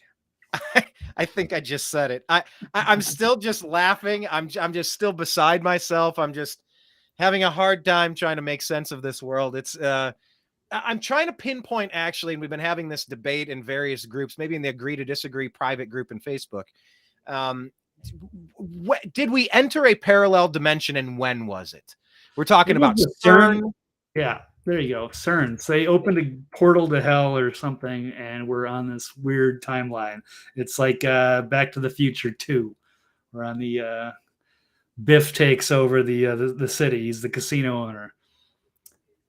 Okay, so I mean, you're open to the concept that we've entered some weird portal and we are in a parallel bizarro world at this point.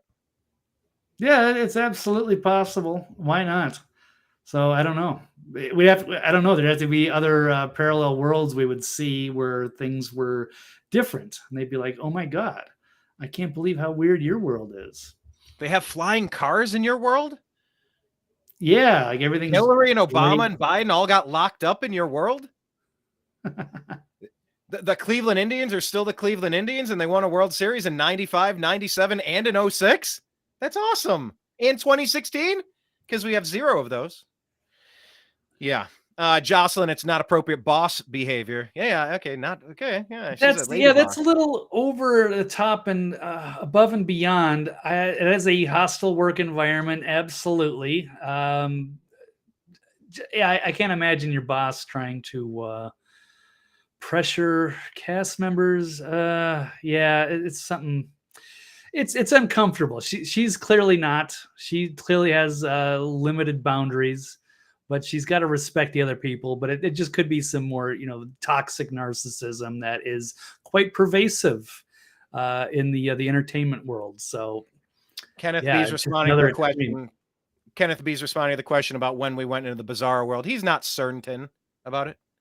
He's not quite certain about it. I love these little word plays. Yeah, it's fantastic. I guess the point of that story, Blake, was just I heard it. And I needed to ruin your day by making you hear it and think about it. That's really I heard about it, but it was so off. I thought it was just like made up or something because it's some of those things I see it on my news feed and I'm just I can't even. No, it's got to be fake or something. And then at some point it picks up. It's true, and then we got to cover it. But no, I like these kind of stories. We have to cover the the more bizarre, the better, I guess. I just want to make sure it's confirmed before I start pushing crazy rumors. Well, but I mean, we could report that TMZ is reporting. Like that's not us. None of what we do is stating. I mean, rarely are we. Look, we're reporting what other people. Not the real raw news, rabbit holes or anything. Yeah. So I think we should make an effort though to try to add a couple zany stories for like that's always welcome. Good job, Brian. I'm glad you brought that up. No, we like that. Okay. Well, that's kind of all I had on the plate. Oh, I just had one more I know you gotta go, so this is the time you want to remind people where to find you. TV's Blake Walley, and then on Twitter, and of course thenextlevelnews.com for the archive. So it's great to see everybody, and Dreamer and Kenneth and Jocelyn and I miss Frankie and so many, and even Mike and Timothy. It's been delightful. We're looking forward. And Big Dave, we missed a lot of people. Sorry, we've been off screen. It's been a very eventful show, and we'll see what happens. It really has been, but I think we leveled up today. You get your first troll, you get your first hater. We've had a while. Yeah, I think we have some of the best regular viewers that, a lot of you that we mentioned. We try to read as many of your chats as possible. Like you are a part of this show. Trump says they're not coming after me. They're coming after you. I'm just in the way. It's like, this isn't our show. It's the show. And this engagement, playing tennis back and forth. We're not saying don't be a Mike as in don't disagree with us. That's ridiculous. Please disagree, but make a point worth making. LOL, you're dumb. LOL, moron. Like these are not. Don't be a Mike. Don't be a Mike. Put points out there. Yeah. Make come if you're going to step into the ring. Have something to add. So that's my point to all of the haters, the trolls, and the fools, and the misguided that have been brainwashed over these years. You gotta. Kenneth B's asking if Blake's going to get a haircut. I just had to say it because you said we're participating, Blake. Look at that. That's funny. I will probably do it at some point next year, maybe at the end. Because next year it's going to be a big political. Well, it's going to be an election year. Brian, I don't know if we're probably going to do a few road trips, maybe try to test out some of these political events, and I'll clean it up.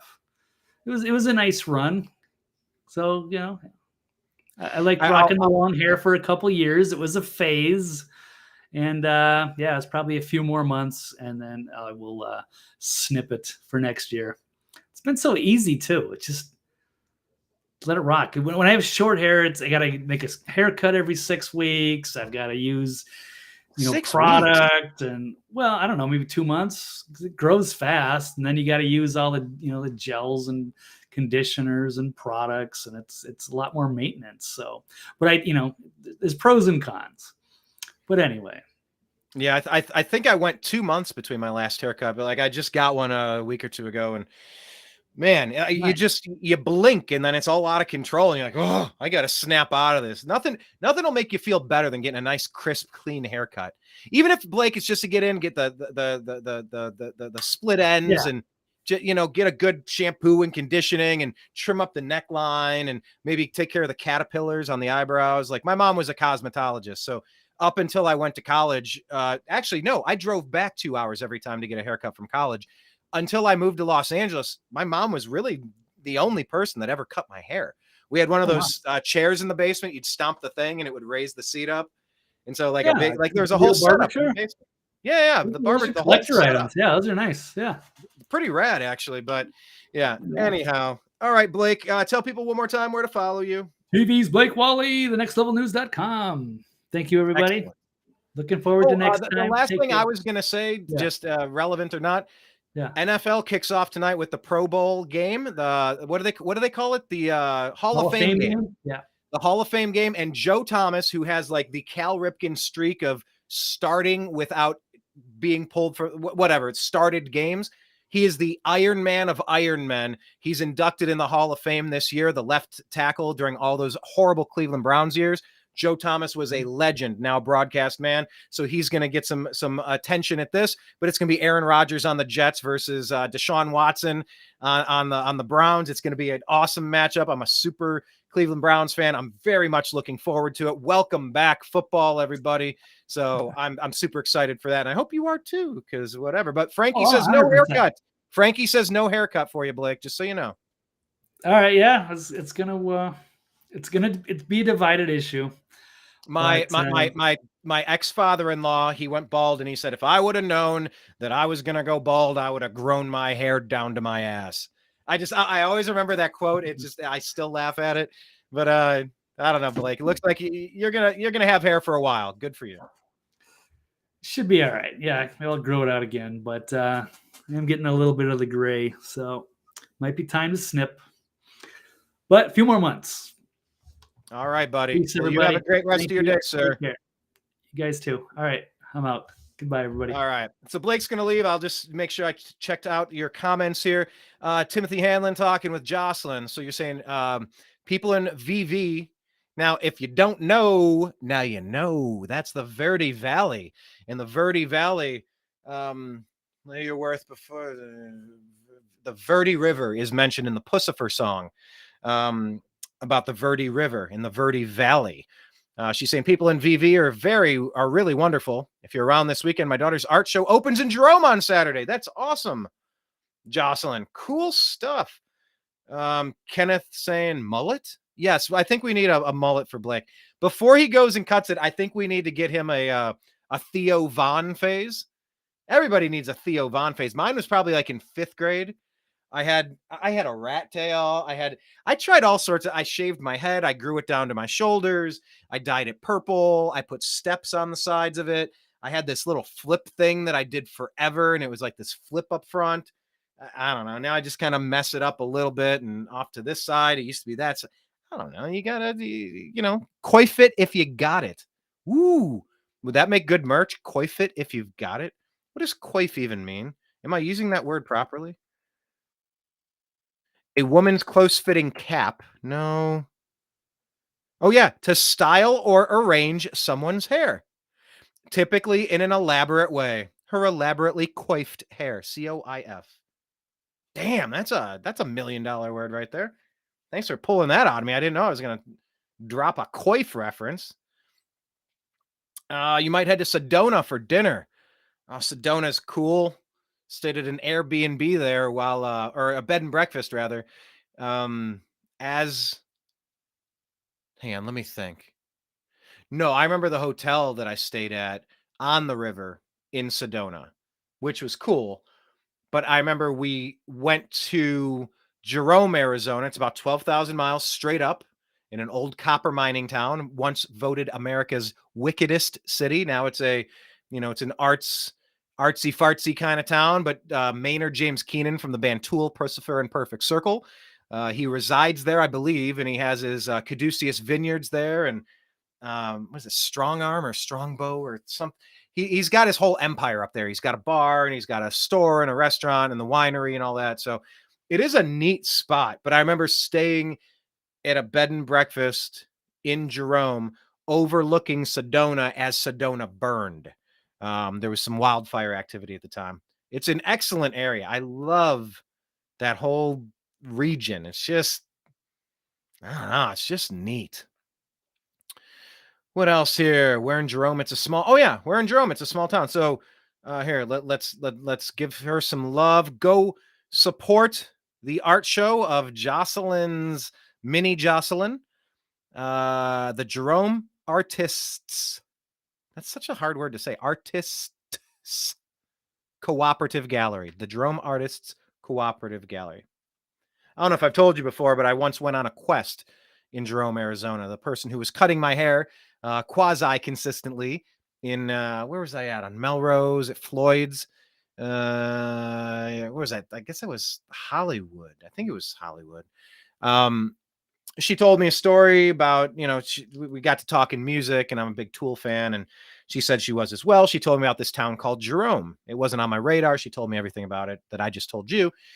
And she said, yeah, I just, I was gifted from my ex-boyfriend. He's deceased. He passed away, but we had gone, and he got me a shark tooth necklace, and I loved that necklace. And I used to wear it every day, and just, I lost it. I don't know if I lost it in my bed. I don't know if I lost it out on a hike. I don't know if it came undone. I don't know where it went or how it left. And I blah, blah, blah. And so I was like, Jerome sounds interesting. I feel like going. And it was part of the Sedona / Jerome experience, one and the same, essentially. And it's like, yeah, let's do a day in Sedona. Let's go over to Jerome and drink some wine and this and that. And yeah, I made it my personal quest. It was like a little side quest in one of your video games, whether it's Zelda or, pick your favorite video game with a side quest, maybe Fallout. And that's what it was. I decided I was going to go up there and search for a shark tooth necklace. And I think there were a couple of rock shops actually that were selling shark tooth necklaces, because Arizona used to be the bottom of the sea.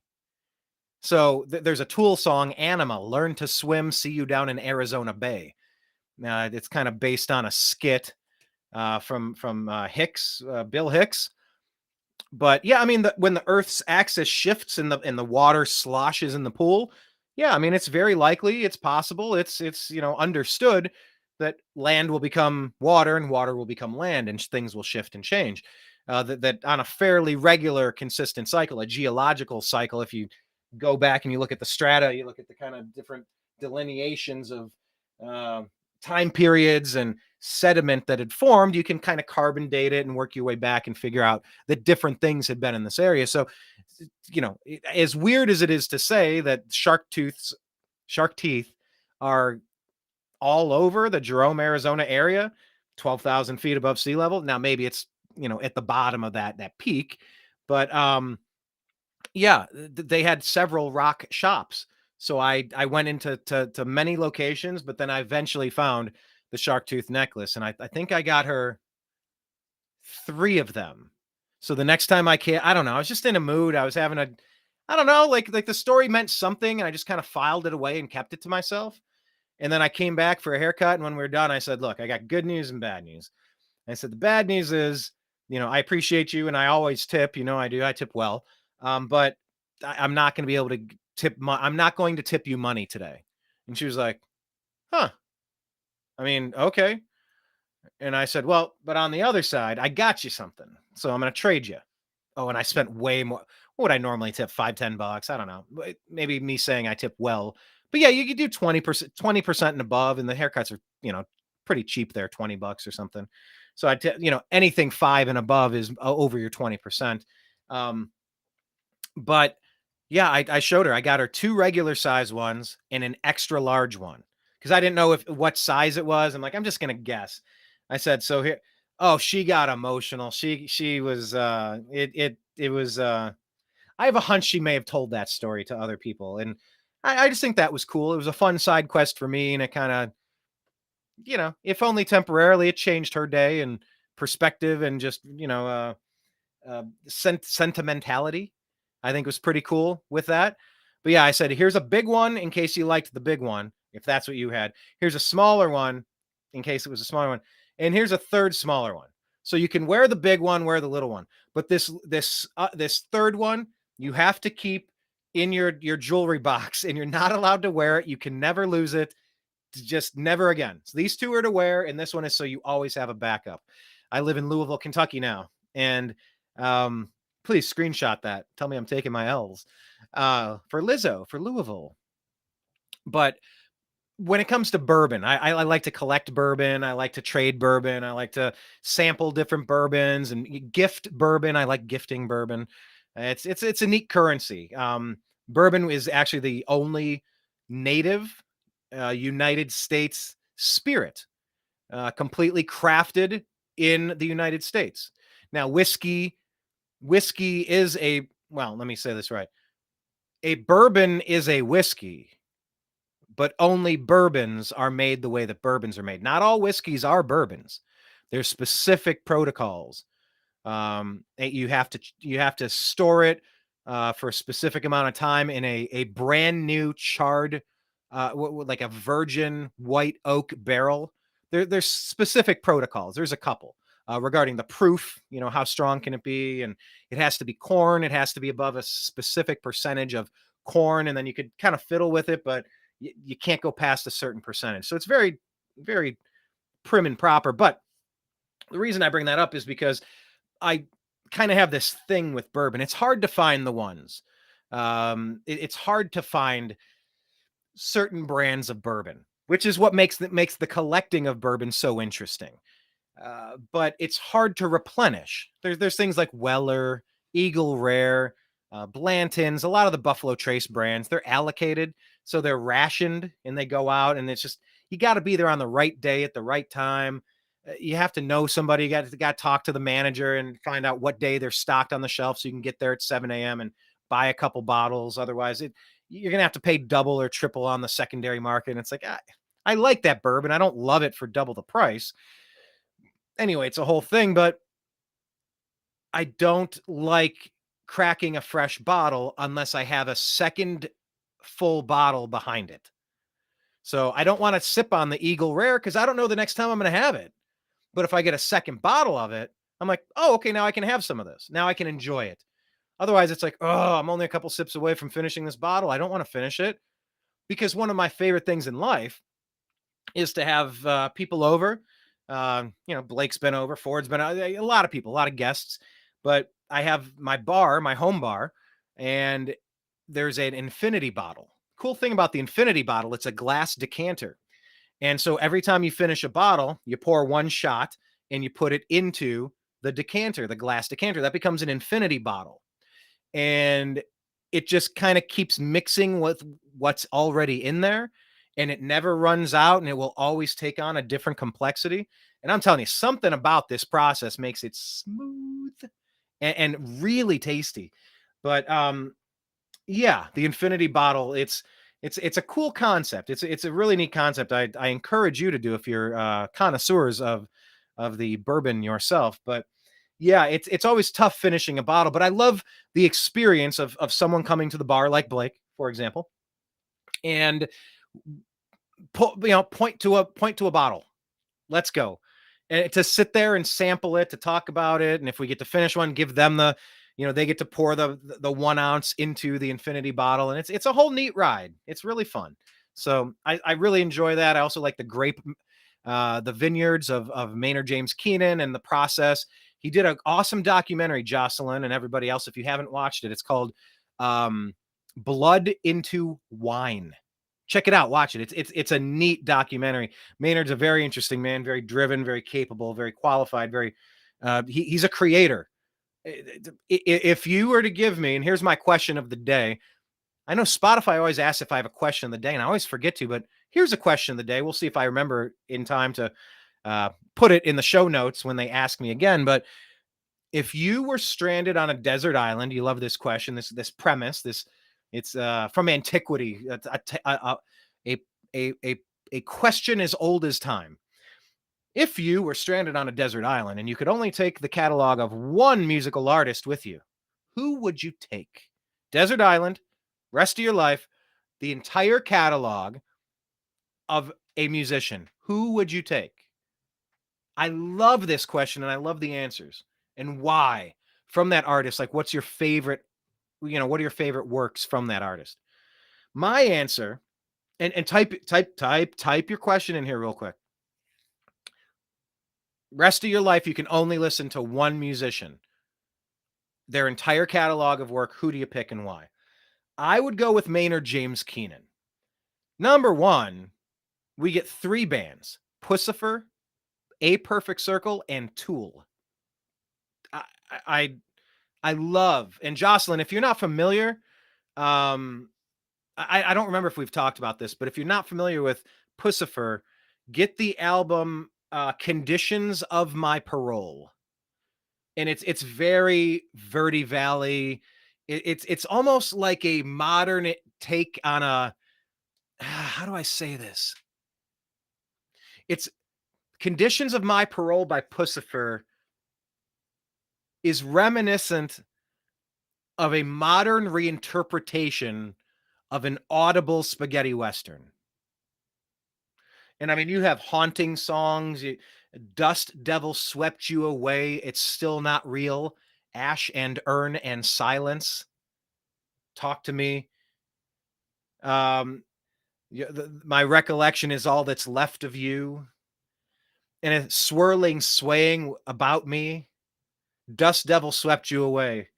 It's just this beautiful song of taking ashes out to the desert. And I mean, it just, this whole album puts you into the Verde Valley. He sings about the Verde River. It's just awesome. I encourage everyone to check it out. I couldn't be a bigger fan than I am. So anyway, that's my recommendation for the day. Let me scroll down and see if any of you told me the question of the day. Desert Island, which musical artist do you pick? That's all you get to listen to for the rest of your life. Choose wisely, but type it below. I want to read it real quick. Kenneth B saying, hair today, gone tomorrow. Yes, well done. What's this say?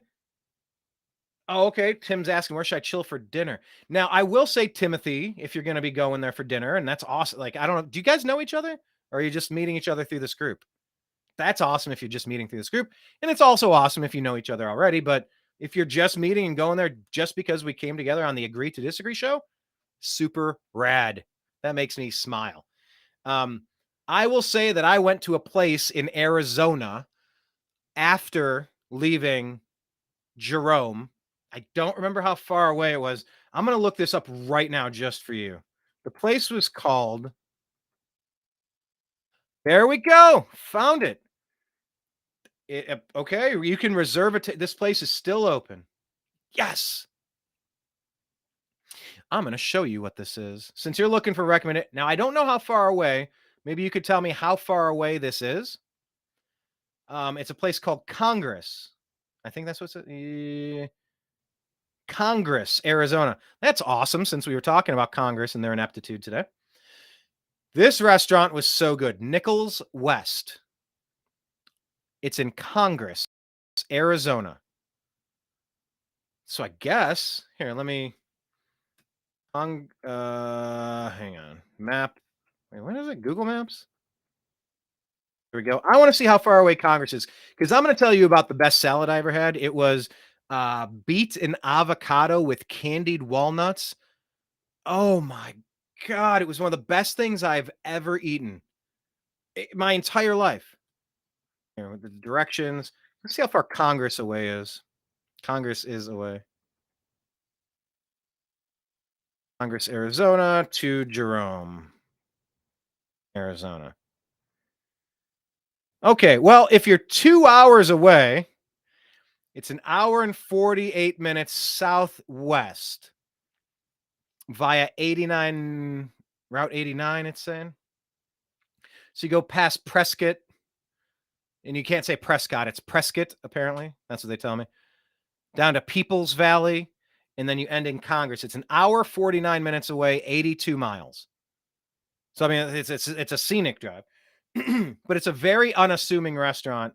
Nichols West. Am I still on this page? Right there. Unassuming. Goodness, that salad. Beets and avocado with candied walnuts. Man, it was so good. One of the best things I've ever eaten. Hands down. Yeah, Merkin. Sorry, I yelled that. If you know what a Merkin is, it's ridiculous that I'm yelling about Merkins. Maybe the Merkin story could go into the Lizzo story. There's a nice parallel there. Merkin Vineyards. Yes. Well, yeah, Merkin. So do you know what a Merkin is? Type it in the comments if you know, because that's kind of interesting. Let's see. Okay, your daughter's a waitress. Where did you say? Jocelyn at what's it called? Oh, I didn't see that comment. Wait, she's a server at the Jerome Artist Cooperative Gallery. Is that a restaurant too? Okay, so you're gonna post it in the Verde Valley Facebook chat. Okay, Bella Vita next to the Pines. Oh, the Pines. Is that the big one on the hill? It used to be an insane asylum or something like that. Restaurants are better in Cottonwood, not so overpriced. Yeah, I mean, it's a artsy fartsy kind of town. It is pretty overpriced. It is what it is. Oh boy, look at this. This is fantastical, if not cryptic. Ask her if she knows a man with a notebook. Don't we all?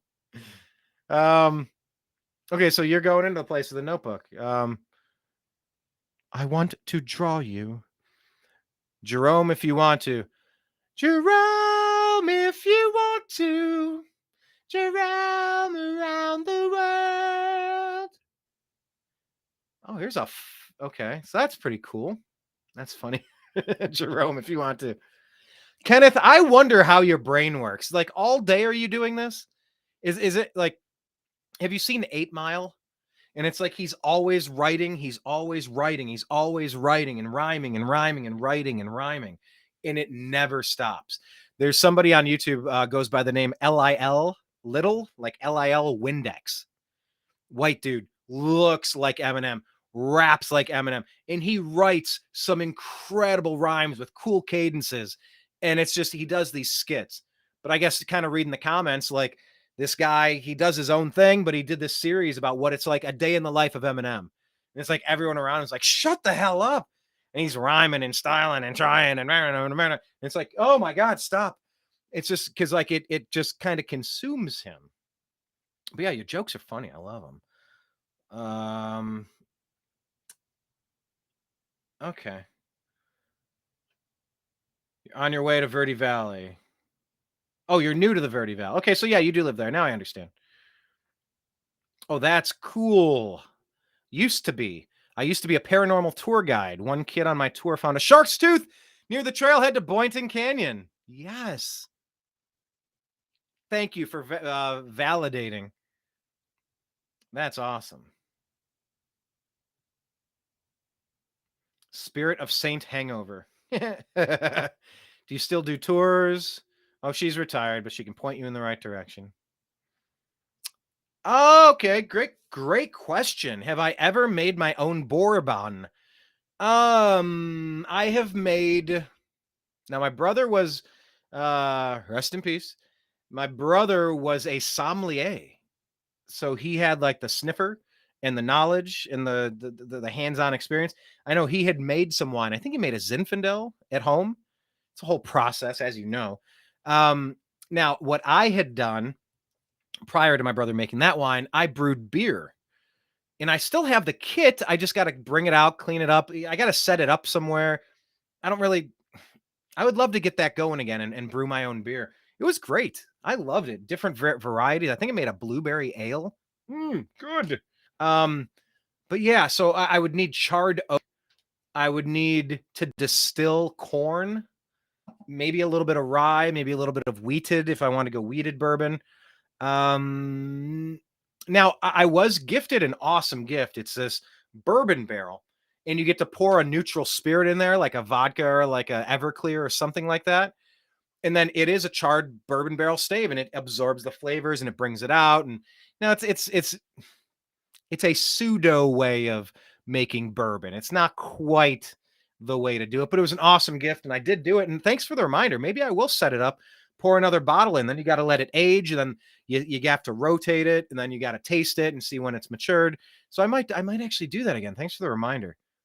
Actually, I've been spending a lot of time building my garden and trying to get ready for the coming struggle. So I want food production and water harvesting, and just trying to be ready for anything. That's what is that? Scout's honor? Is that 3? Is that how you did that? You a Boy Scout? I don't even remember. But yeah, always be prepared. So no, I have not made my own bourbon, but I am so open to it. Let's see. Buyer's remorse, alien tech, yes. Whine into troll. Yeah, we had a troll that was whining a little bit today earlier. Jocelyn, I was at Red Wall Distillery in Sedona. They make their own small batches, really good. Yeah, and I've seen some really cool stuff too, where they'll put, they get a glass jar and they'll add fresh peach slices with rosemary. They'll add their favorite bourbon and they'll let it sit for X amount of time and it infuses in there. Now, once you add flavoring to a bourbon, it is no longer bourbon. It's a flavored whiskey.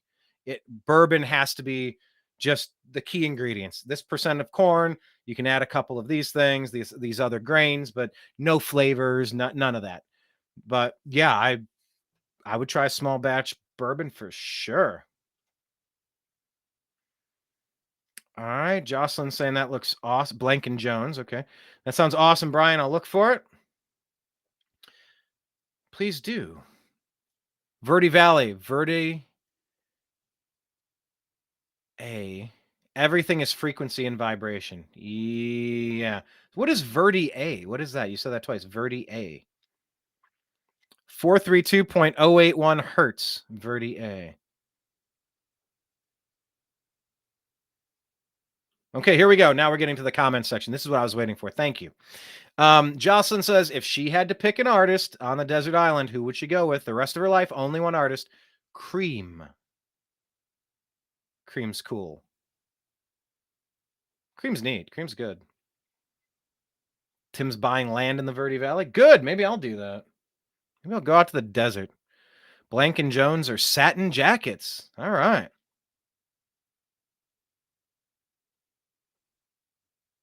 Okay. Prices are high, but expected to fall as interest rates, right? Yeah. Damn interest rates. Damn interest rates. Congress. Emphasis on the word con. C-O-N. Thanks, Kenneth. And Jocelyn adds, oh, she's eaten there, Brian, but it's been a while. Similar in Sedona would be the Hudson. Okay, cool. I know, now I'm very hungry too. I can't wait to wrap up the show and make some grub.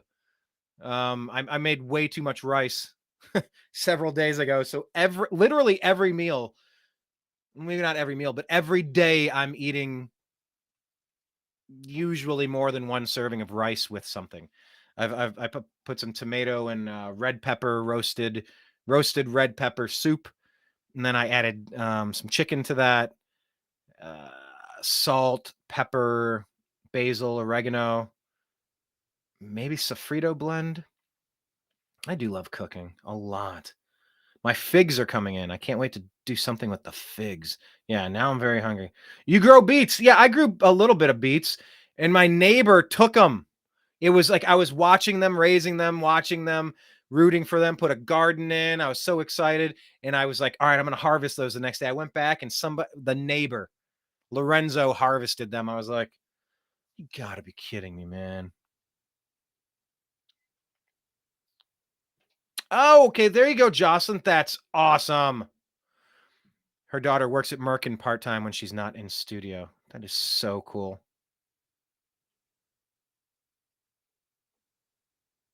S&M, that was a Metallica album. It's not a band. Buying land in this region is my calling. Yeah, I will say there is a bit of a siren song that will take you out to the desert. Yeah, siren song. You got to be careful with it. But I would also recommend to you both, if you feel like taking a road trip, I know it's not next door, but to go out to Taos, New Mexico, to go to the Greater World Earthship Community. I moved into that thing for a while. I do have a full-length documentary that I've been meaning to edit together. God, I really need to finish that project. But yeah, it's 640 acres in Taos, New Mexico of experimental, off-the-grid, self-sufficient housing, geothermal, capture the water off your roof, treat your water 4 different times, use it inside to water your greenhouse. The gray water's pumped into your toilet. Then it filters again, and it goes out to a leach field where you can plant trees and shrubs and bushes and stuff that the roots go down and use that water and break it down. And in the middle of a desert, will give you a lush forest if you want to kind of set it up that way. It's just beautiful. Something about the American Southwest is a spiritual place. We're overlooking the Sangre de Cristos Mountains. That's blood of Christ. And yeah, I saw a vehicle. I saw a flying object that I could not identify. I mean, that thing was motoring over the Sangre de Cristos Mountains and over me, and just, I mean, it was, I heard it, I saw it, it was over me, and it was gone. I mean, I had nothing but vast space to look at, and this thing was one of the fastest vehicular, aerial things I've ever seen in my entire life. Jocelyn has a ton of plums. Would you look at the plums?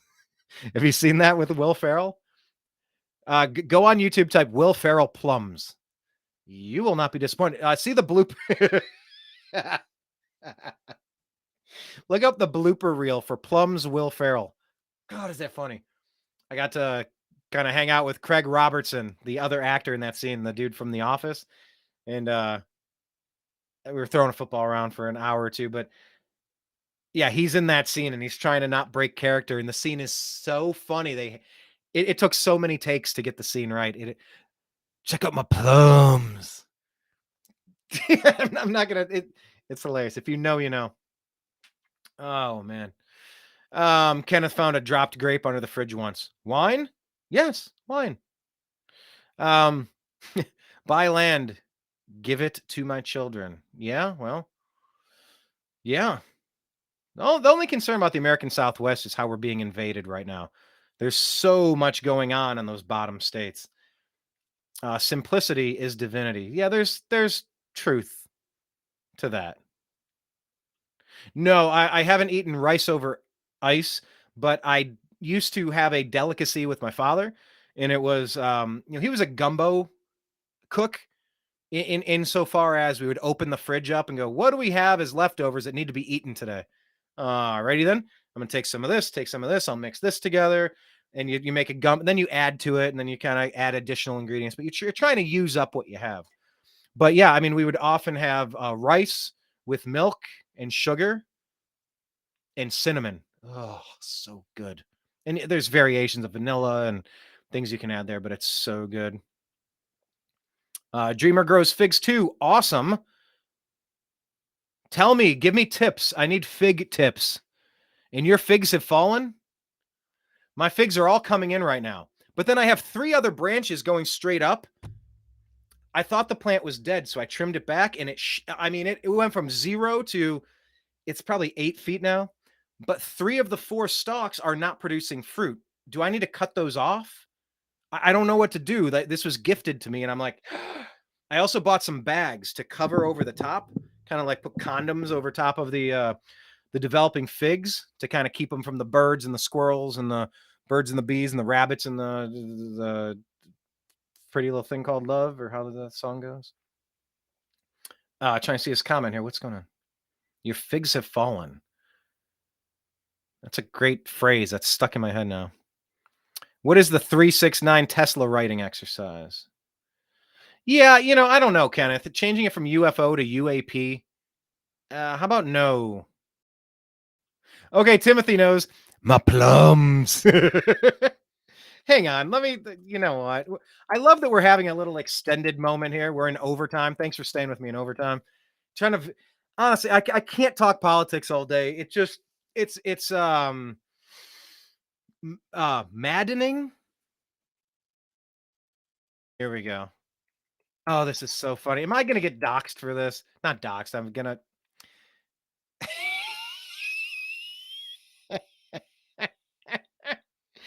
Okay, it's muted. Pulling this up. All right, it's going to run a commercial first. Can I skip? Jeez, come on. Who puts 90-second commercials into things? Like, if you want us to, here, I'll play you one quick take for the sake of commentary. Here, let's let it rip. I want to show. It gets so funny. Yeah, I want to watch the whole thing. Eastbound and okay, so this is from Eastbound and Down.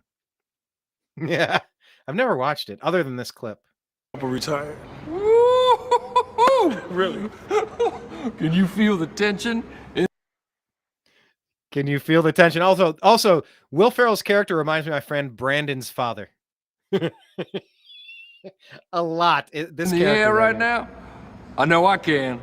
I can feel it all the way down in my plums, getting all swollen, with a light blue hue to them, fresh and ready for the picking. All the school children are lining up to put them in the sack lunches. Hey, that plum looks good. Can I trade it for your Twinkie? No, these are my plums. I want to bite into that plum and let the juice spill down my chin. You know what I mean? All the while, everyone's saying,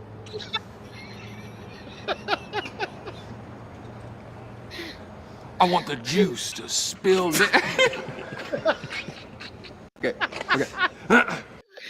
Okay, I'm gonna stop there. Just that's the general gist of it. Oh God.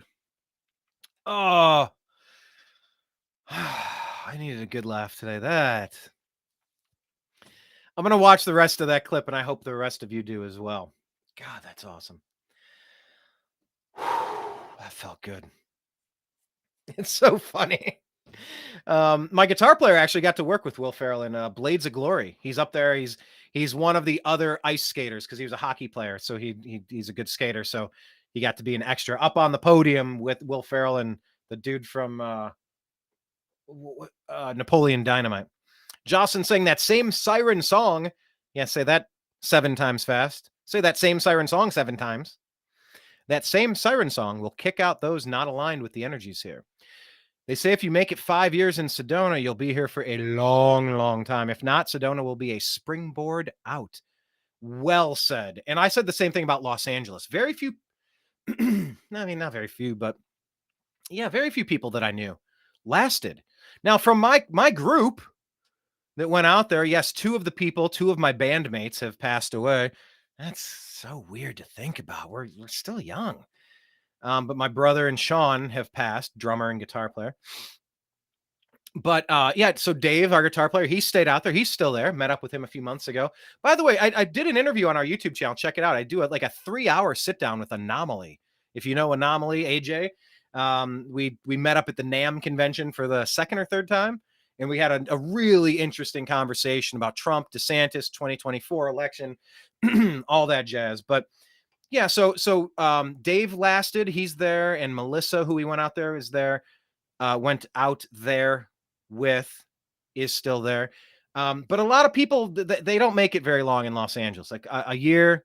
I mean, if you can make it a year, that's something. If you can make it 2 or 3 years, that's a little bit more. Good for you. But very few people go 4 or 5 years. But yeah, once you do, you're kind of a lifer. For me, that's just nope. No, I mean, but I lived there for 15 years. That's more than a third of my life. That's saying something. But yeah, I do remember, like you say, being spit out. I went to Sedona with my ex-wife. She's very,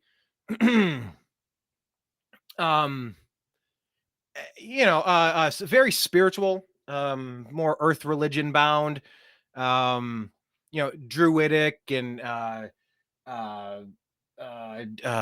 what is it? Druid and Wicca, just all of the earth religion kind of things. And it's it's kind of like a lifetime study. Is it this in particular or that particular? But it's like kind of a broad spectrum of knowledge and wisdom and a path toward spiritual health. But I remember when we went there, she was ill. The energy was making her ill in a way that was different. That was just different.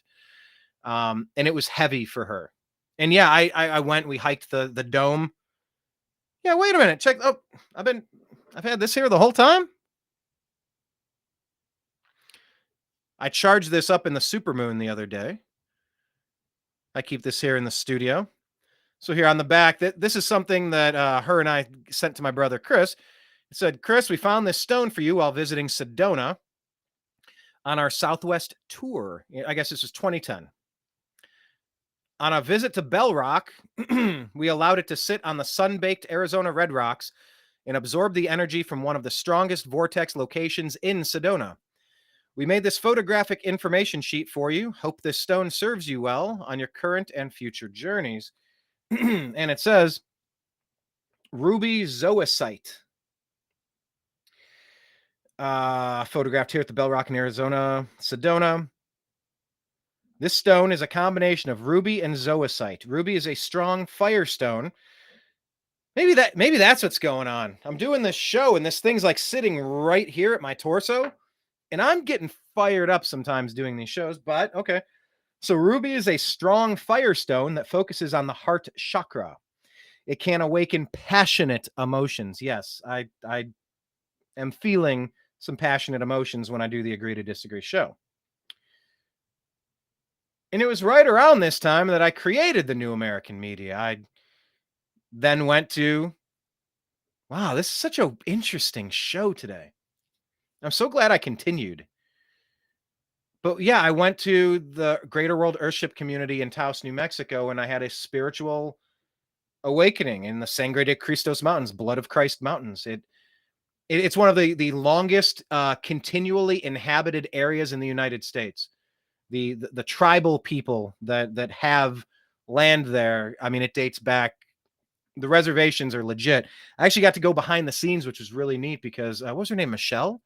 She was like the main, I don't know what you call it, gardener, greenhouse person that oversaw several of the properties on site. She was married to a tribal elder, a tribal member. I don't know what level, but yeah, I got to go behind the scenes. You don't just let random white people go onto that. I mean, it is sacred land. It's not just, it'd be important if we'd appreciate if you'd respect the blah, blah. It's like, no. Nope. You don't cross this line, gringo, not the day. And I'm like, well, that's not for me. But like, I got to go with her because I was helping and we were working together every day. I would leave at lunch and I'd go work with her on the gardens, on the greenhouses. I love this stuff. But, yeah, and all these wild horses, these quasi-wild. They were somewhat penned in, but then they kind of weren't. They were like reservation horses, but they just roamed wherever the heck they were. I mean, big animals and just everywhere. Anyway, back to this. It says the ruby and zoisite. Ruby is a strong firestone focusing on the heart chakra. It can awaken passionate emotions, but it heals as well, which is good. The zoisite, I don't know if I'm pronouncing that, zoisite balances the strong energies of the ruby, making this combination stone excellent for balancing all energies, especially those that are quick and passionate. The merging of these two stones is also helpful with clarifying and focusing creativity, which comes from fire and the heart. If you often feel that your ideas are swirling about in your head, this stone can help balance and focus them. Wow, what a side trip. What a sidebar. And just think, only a couple moments ago, we were talking about my plums. I can feel it down in my plums. This is the perfect balance of esoteric and ridiculous. If I recall correctly, my plums, beautiful bluish hue, the sun just dancing right off of them, just nice. Getting ready to take them to market. Take them to market. Finish watching that scene. God, what a weird time to be alive. Okay, I'm gonna tear through these now. Hello, I'm from Eastern Europe. What's America like now? Whoa, cool. Wait, Eastern Europe. What part of Eastern Europe? I'm curious to know. Oh, check that out. X Talos XX. What's America like now? We had a heat wave last week, and the temperatures have cooled off a little bit, luckily. Mid 80s. America's infinite potential, but sadly we have really exposed immense dangerous corruption that is now directly impacting / funding a lot of turmoil in Eastern Europe. Thanks for watching. What part of Eastern Europe? I'm curious. Dreamer Ultra says, when the Zetas fill the skies. That's a Muse song called Exopolitics. That's another one for you to YouTube. A valley is easily protected. Is a valley easily? I mean, like a mountain range or a hillside is easily protected, but when you're in a valley, I mean, you could get attacked from both sides. What am I missing there, Timothy? Right? I'm trying to... They grow easily here in Pennsylvania. Oh, they grow... Okay, so... trim it way back. Okay, so you're saying figs grow easily in Pennsylvania. Trim it way back. So are you saying I should cut off the 3 limbs that are not producing fruit? My 8-foot tree, should I chop it down to be 5 feet or 5.5 feet or something? I'm infinitely curious. Jocelyn says she almost moved. Wait, what? She almost moved to an earth-shipping house, but it didn't work out. It is expensive. We immediately found a passive solar home near Oak Creek in the shadow of Cathedral Rock, under the UFO portal mentioned in the Rendlesham case. There you go. Kenneth. Go figure. Well done. Well, since we're in overtime talking about anything that we feel like talking about, what is your favorite video game of all time? Oh, grief. Goodness. My heart calls me to mention, if only for a bronze medal, Legend of Zelda. Oh, God, what was the title of it? The secondary title. It had the Dark Realm and the it was like the Dark Realm and or was the Shadow Realm and the Light Realm, the Dark and the Light. And when you would take portal, God bless if this show isn't like connecting interesting dots right now. But you would hit, what would you play, the flute or something? You could bounce between the light world and the dark world, and the worlds were different. So there were different caves, different treasures, different side quests. So you were kind of maneuvering, and you can't get past this stone wall or this outcrop of stone, and you'd teleport to the light realm, and then the stone wasn't there, and you could proceed, and then you teleport back. Now you're at the top of the awesome game. Just the maneuverability of it was so cool. I love the 64, James Bond, the 4-player, the multiplayer, the first player shooter. Oh, it's such a good game, as well as Mario Kart in all of its incarnations. I was just thinking about playing some Fallout or some Call of Duty. I do some reselling. It's one of the coolest things on earth, I think, for you guys to check out. But you acquire things that are cool things, and then you sell them to other people. That's all. So I did a little bit of a buy where I got some video game systems, and the Wii isn't quite working. It's powering on, but then it's not reading the disc. So I'm gonna sell it for parts. I got an old Atari. I got an Xbox. I got this. I got that. So yeah, I'm looking to get into some of those games again. There's a stack of them. I want to make sure they all play. They're not scratched up or whatever. But yeah, maybe some Call of Duty, and then Fallout. Fallout was pretty cool. One of my roommates had played that for a while. I used to just kind of enjoy watching him play, and I was like, it was fun watching that world unfold. And it really is, like you said, defending a valley. It's kind of about starting over. Fallout, yeah. Revenge of the Plums. F politics. It's a show. It is a show. And light will win. Jocelyn's laughing. I don't know what Jocelyn's laughing at. Maybe she's laughing at the plums. Now, I don't know how I feel about this one. I got an Eastern European here saying that I remind him of a dead guy. You remind me of Greek guy who died from laughing at a donkey eating figs. I mean, I almost started Eeyore. I don't know. Did I say that right? Eeyore? Yeah, it's not my first rodeo with this fruit. I'm a plum alum. That's funny. I do encourage you to look into Robert Edward Grant's work on 432.081 hertz. Here, I'm going to type this in. What is it for? Here, I'll copy this. 432. HZ. What was it called? 432. What's the point? What's the point of it all? 081. I'm going to type it in. What am I supposed to know about 432.081 hertz? Robert Edward Grant. Let me type that in. Robert Edward Grant. Music. Philomath. Yeah, this might actually be the first concert piano tune to 432.081 hertz. Sexagesimal time system based on musical scales. This might actually be what our drummer Sean was getting into. He was getting into the hertz. There's like frequencies that music resonates in a good way, and then there's the other stuff that'll deliver some demonic crap. But anyway, Timothy, I am here for the good and long term. Hey, may we all be here for the good and long term. Jocelyn adds Nam. I used to go every year. That was a while back. I was friends with the guy who owned Guitar City. That's awesome. How many NAMs did you go to? Are there any shows? Are there any concerts you got to attend that were pretty sick?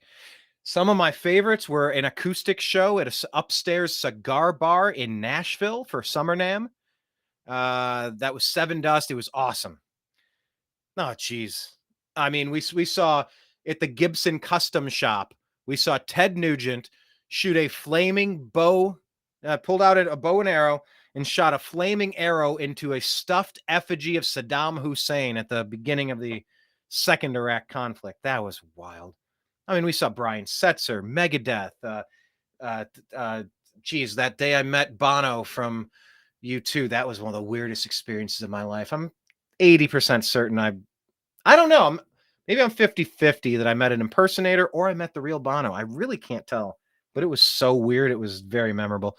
A lot of good concerts over the years. Heart. Oh, Heart was so good. Timothy Hanlon saying 432 hertz, also known as Verdi's A, is a vibration that tunes to an alternative scale called the solfeggio scale. Solfeggio. Oh, by the way, I didn't ask you, what's your favorite video game? Eastern European person. And where in Eastern Europe are you? I haven't got to that comment yet. By the relevant frequencies across the scale. Okay. Yeah, I'm interested. I'm interested in following that. I got it pulled up. It's a browser window. That's the thing with me. I got a million browser windows open in my head and then in real life and every one of my devices. Jocelyn says, that's a wonderful stone. Put it on your headboard and it will enhance your dreams and ability to remember them. Yeah, but if it's on my headboard, if it falls down, that could be the end of me. So I got to glue it or tape it or wrap it. I don't know that I'd want it just teetering there. What if I jostle Jocelyn? Hey, Jocelyn, what if I jostle myself in the sleep, switch from my back to my side, and this thing goes, I gotta be careful. That really did touch me. Put it on my headboard. Once again, plums. Yeah, so don't trust the Zetas. Are you Muse fans? Are you all Muse fans? This is off the 2006 masterpiece called Black Holes and Revelations from the band Muse, one of the best rock bands ever created. Lyrics. Open the sky.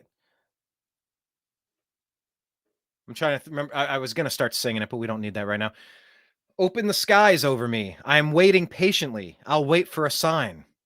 As conspiracies unwind, will you slam shut or free your mind or stay hypnotized? When the Zetas fill the skies, will our leaders tell us why? Fully loaded satellites will conquer nothing but our minds. I'm waiting patiently and I'll wait for the sign. Carried through the centuries, secrets locked up, loaded on my back, and it weighs me down. God, I'm going to play this song when the show is over. I'm so excited to play this. And then I'm going to play Plums. And then I'm going to look up Hertz. You guys gave me all this homework today. Thank you. When the Zetas fill the skies, it's just our leaders in disguise. Fully loaded satellites will conquer nothing but our minds. I'm waiting patiently and I'll wait for the sign. I'm waiting patiently and I'll wait for the sign. It doesn't seem like there's a lot of lyrics in there, but oh my goodness, it's an incredible track. Okay, so don't trust the Zetas, they lie. I'll keep that in mind. It's just our leaders in disguise. And we know that leaders keep lying. It's like the leaders have the possibility, the potential to a lot of power, a lot of control. if you just treated the people right and you didn't do half of the junk that you did, you could still be successful. You could still live a great life here, have a lot of power and control. Just you couldn't be so damn abusive. So, like, reconsider. Really, get some help. Timothy says the people here will be at every choke point. Yeah, you sound like you got a strategic plan in place. Hey, you know what kind of person I am. If I have to end up over there in the Verde Valley, hope if you need an extra, yeah, I would be another mouth to feed, but I would pull my weight. I would definitely be valuable on the team. Okay, Dreamer says with the figs, we trim it way back and cover it with a blanket and garbage can. Do you trim it back every year? And when you trim it back, how far back do you trim it? Really? And so like every year you trim it to scratch and then it bursts up, it gives you a thing, and then you cut it down and then it comes back? Okay. With a blanket and garbage can for water protection over the winter. Yeah, my little one that I had for several years and gave me several plums, multiple years, it passed. Unfortunately, it passed this winter. I've never brought them in. They just stay out. Hopefully it's a hardy stock and it keeps, bouncing back. But yeah, maybe I should do a little bit of overwintering for it. You're right. I'm so interested in this. Give me more tips.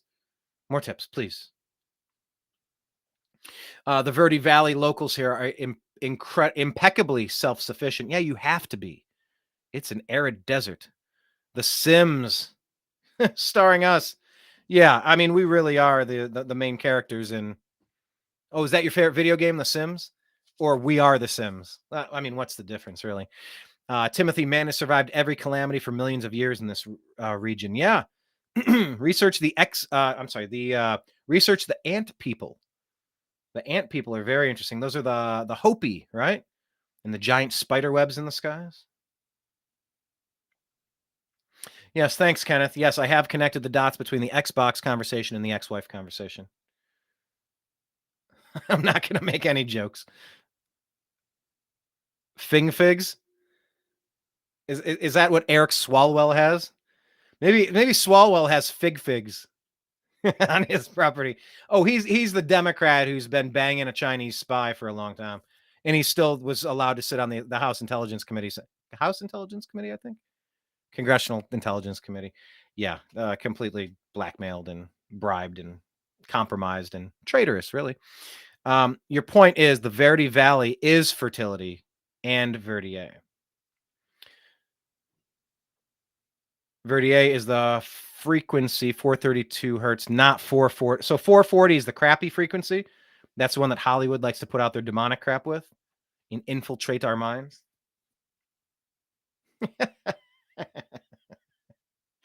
Yeah, Kenneth, we got to get you a cartoon strip or something. I feel like these could turn into like little 4-panel, 6-panel comic strips talking about meeting Bono. You liked him, and he liked you too.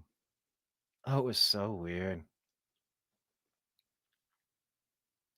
Because I share a birthday with Bono. Fun fact. And I said, yeah, I met him. I'm like, hey, nice to meet you. I said, those TV shows in the mornings, the morning shows. Today is Thursday, August 3rd, 2023. If you celebrate your birthday on August 3rd, you share birthdays with celebrities, and Cato Kalin, Avril Lavigne, former Prime Minister Benjamin Netanyahu, and Urkel, or something stupid like that. I like Adam Carolla. I don't know that he still does that. He used to have a segment where he'd, in the people that came on as guests, he'd play a cocktail party skit. Like you're entering a cocktail party, but everybody there is people born on your birthday. Same concept, just a different way to talk about it. My favorite Eastern European game is called Ukraine. Yeah. Poor. I want Ukraine. I want the calamity to stop. I am really ideologically aligned with Trump. I want it to stop. And it didn't start until Biden got involved again. And this is exactly who overthrew the country back in 2013-14. I am embarrassed for the role that the United States has played in this Ukrainian mess. My soul weeps for the situation. It's time to negotiate a cease. Like, let's cease and desist. Because things are not going well for the deep state and their Ukrainian toy, their puppet Zelensky up there. It's not going well. I mean, it's going well insofar as laundering billions of dollars of our money, not spent on. Anyway, I'm not getting into all that. You get my point. Kenneth B says Zeta, no. Zetas, no. Tatas, yes. Bing, bing. Oh, I'm so stupid. Line of sight. Just look at the local airfields in Verde Valley. Okay. Yeah, definitely have to get all my figs in a row. Huh. There are vast caves that man retreated during the excuse me. There are vast caves that man retreated to during solar events and war. Yeah. The ant people. I saw so many well-known musical artists hung out with John Entwistle, Jackson Brown, Top Hat, not Fog Hat, Top Hat, Ginger Baker, Eric Clapton, B.B. King. So many greats. I went to NAMM every year from 80 to 97. Wow. That's awesome. Timothy saying, yes, Goebbels pushed 440 hertz over 432 hertz back in the 30s, and after the war, they made 440 hertz standard internationally. Then I kind of feel like we might want to change that, right? We're not locked in, are we? It has to be that way. And Kenneth's plums hurt. Okay, I'm going to let you go. This has been awesome. I really enjoyed this overtime. I don't know. When I do shows and, with Blake, and prior to Blake, we had a third guest in here, and I don't know, she's gone a little incognito. She's in the same general area, Arizona area as well. Really, Jocelyn, if you've talked to her in a while, is she all right? Is she okay? You know who I'm talking about. She kind of just went sort of radio silent, mostly radio silent. Oh, okay, good. Jocelyn said it was a typo. It's Fog Hat. I'm going to beat Kenneth to the joke. Fig Hat. Yes, I got dad jokes too, Kenneth, which is why I like them. But yeah, Jocelyn, if is Stephanie doing all right? She just kind of disappeared, which is fine. Like, but are we okay? Is everything good? Like, I'm a little concerned things aren't, I don't know. But yeah, I've really enjoyed this, this overtime. There's a lot that's been on my mind, but when I have guests on the show, I mean, Blake's essentially a co-host. I mean, I don't think it's officially titled as we're co-hosts, but but we are. He makes the thumbnail that we put out every day, put up on YouTube or on. Excuse me.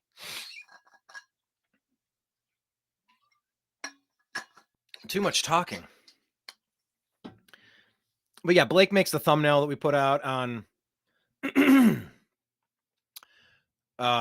What is it? Rumble, and then YouTube and whatnot. So he puts that out and then kind of lays out the topics and kind of lays out on his screen. He'll pull up a few things so he's ready to reference and cite and pull it up and we can discuss and all of that. But there's also a different version of me that I will be able to share with the universe when it's just me. That's not good or bad. It's not a knock on Blake. It's not a knock on me. It's just a different dynamic. I always had a bit of a hard time practicing the drums. I am a drummer, but what I love is collaborating with other musicians to just sit down and work on rudiments and technique. Look, I could have benefited from putting in countless hours doing that, but that's not really what I've been. It's not really my main jam. My main thing is the energy in the room with other people. And we had multiple conversations about copyrights, and it's like, well, I'm the singer and I play guitar and I wrote the chords and I wrote the lyrics. So it's my song. It's like, you wrote that song in my garage with the beat that I'm providing with you, with the stops and starts, the tempo changes, the bridge. Like, we are creating music together. I know technically that the chords and the lyrics count. But you know what counts? What counts is the agreement of the people in the room. What counts is how you decide to kind of set this out. That's what matters. And so, it's just, this is the way that I choose to communicate to the world when it's just me. And Jocelyn, yes. Well, back to Kenneth, Blake gives the thumbnail and he'll pull up a couple articles so that they're all ready to go. But mainly Blake provides the hair. Although I am blessed to have a head of hair on my head, my scalp. I'm thrilled about that. Jocelyn says, this has been great. So nice to not talk about politics all the time. It is a beautiful world. Have a great day, Brian. See you next week. Deuces, yes. Former DJ here. Oh, you're a DJ? Former DJ. Awesome. All right, go get ready for your Zoom call, Jocelyn. I'm going to take off. Whew. Yeah, it's been awesome. And football starts tonight. Neat. Yeah, let's look. It gets frustrating. It gets frustrating knowing what we know. They say ignorance is bliss. We can't go back. We can't unscramble the eggs. We took the red pill. We're done. We're open to things. We know what's up. And we get, today we had our first troll, our first hater. Cool. We must be getting closer to the target, huh? But life isn't all bad. Let's resist the urge to get black pilled and just, everything's negative. Don't. That's an energetic signal that you're sending out to the universe. Don't take something like this and magnify it, or don't attract more of it to you. Put out goodness, put out energy of healing and prosperity and freedom, liberty, all the good stuff. So that's my advice to you. Try to stay more positive today until our next show. Please try to be a little bit more positive if you can between now and Tuesday when we do our next live show. And Kenneth says, God's got this, Brian. Trust that. Yeah, man. As above, so below, and I am. And, God's got this. We have to think that that's what this is about, that the good guys win, the good girls win, the good people win in the end of every movie. Not every movie, but almost every movie, for a reason. It's a universally understood concept. Karma's going to get you. You can only be a monster for so long, and then eventually, look at Game of Thrones. It's a battle of this and that, and they all go down. They all just they all take each other out. But it's just the hope and the belief. If it were verifiable, it wouldn't be a belief. It would be factual. But you got to have a belief that good people will win in the end, that there is a creator, there is a point to this universe. And yeah, we all have days where it's like, what am I even doing here? What's my point right now at this moment? What is it that I should be doing with my time?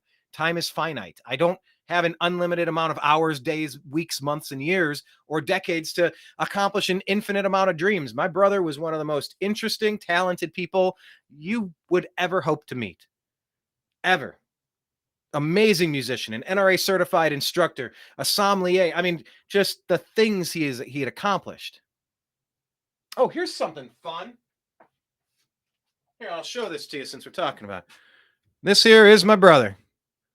The perfect pair at NAMM, talking with Vinnie Paul from Pantera. I hope both of them are jamming up there in heaven. I like to think of heaven as a place where, like I said, I enjoy jamming. All the musicians have a place to just kind of collaborate and create new things together. Awesome things. But, he was younger than me. Why? Why did he have to depart so quick? I mean, why? That makes no sense. Whatever it is, it's just a reminder that tomorrow's not guaranteed. So live 100% today. Do your life, live your life, be about living a great day today. Go live a great day. And that's what I leave you with today. Oh, no, I will leave you with this today. Here's what I'll leave you with today. And then I'm really going to drop it. Here we go. One more, one more clip.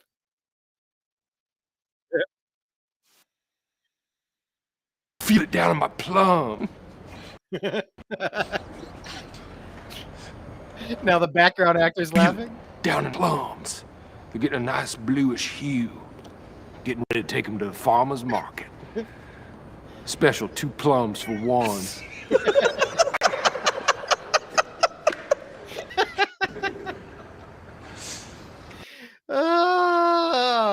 Go watch that. Laugh a little, live a little. I appreciate you all. I love you for participation. Share this with some of your friends, would you?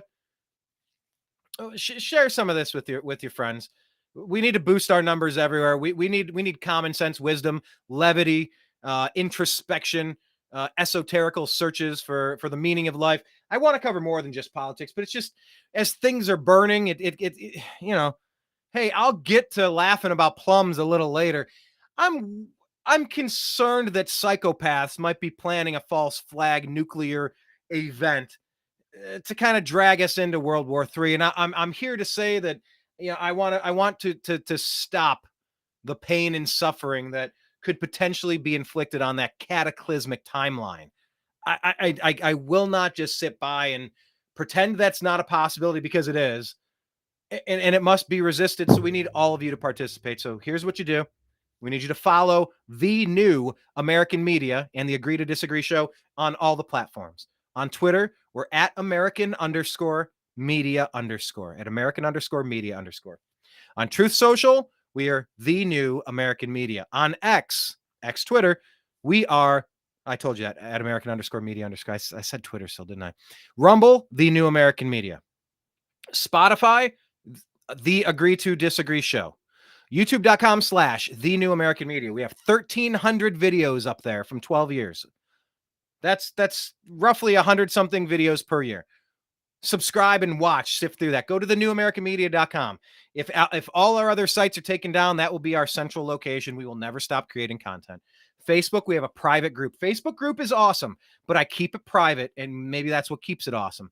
Search you have to go character for character, parentheses, TNAM for The New American Media. So parentheses, TNAM''S. So parentheses, TNAMS, The Agree to Disagree show, parentheses. If you search for it exactly like that, you can submit a request to join the group. And if it'll prompt a question, how did you hear about the show? Say, I watched the show, or Kenneth told me to watch it, or blah, blah, blah. Like, type in an answer and you can join our private group. It's fantastic. Instagram, The New American Media. We're still there. Where else? I don't know where else we are, but follow us everywhere. Blake is at TV's Blake Walley and thenextlevelnews.com. So awesome show. I guess I had a lot to say. And I've just now scratched the surface. I could talk to you several hours every day. You know what? Maybe I will. Maybe I will start ramping up the number of shows that we do in between the Tuesday, Thursday regular show that I do with Blake. I just think, you know, smoke them if you got them. What did I say earlier? Something, quaff them if you got them. Yeah, quaff them if you got them. Yeah. Use it while we can. We have the internet. Use it while we can. So go live a great day today. Much love to all of you. We'll talk to you again soon. Take care.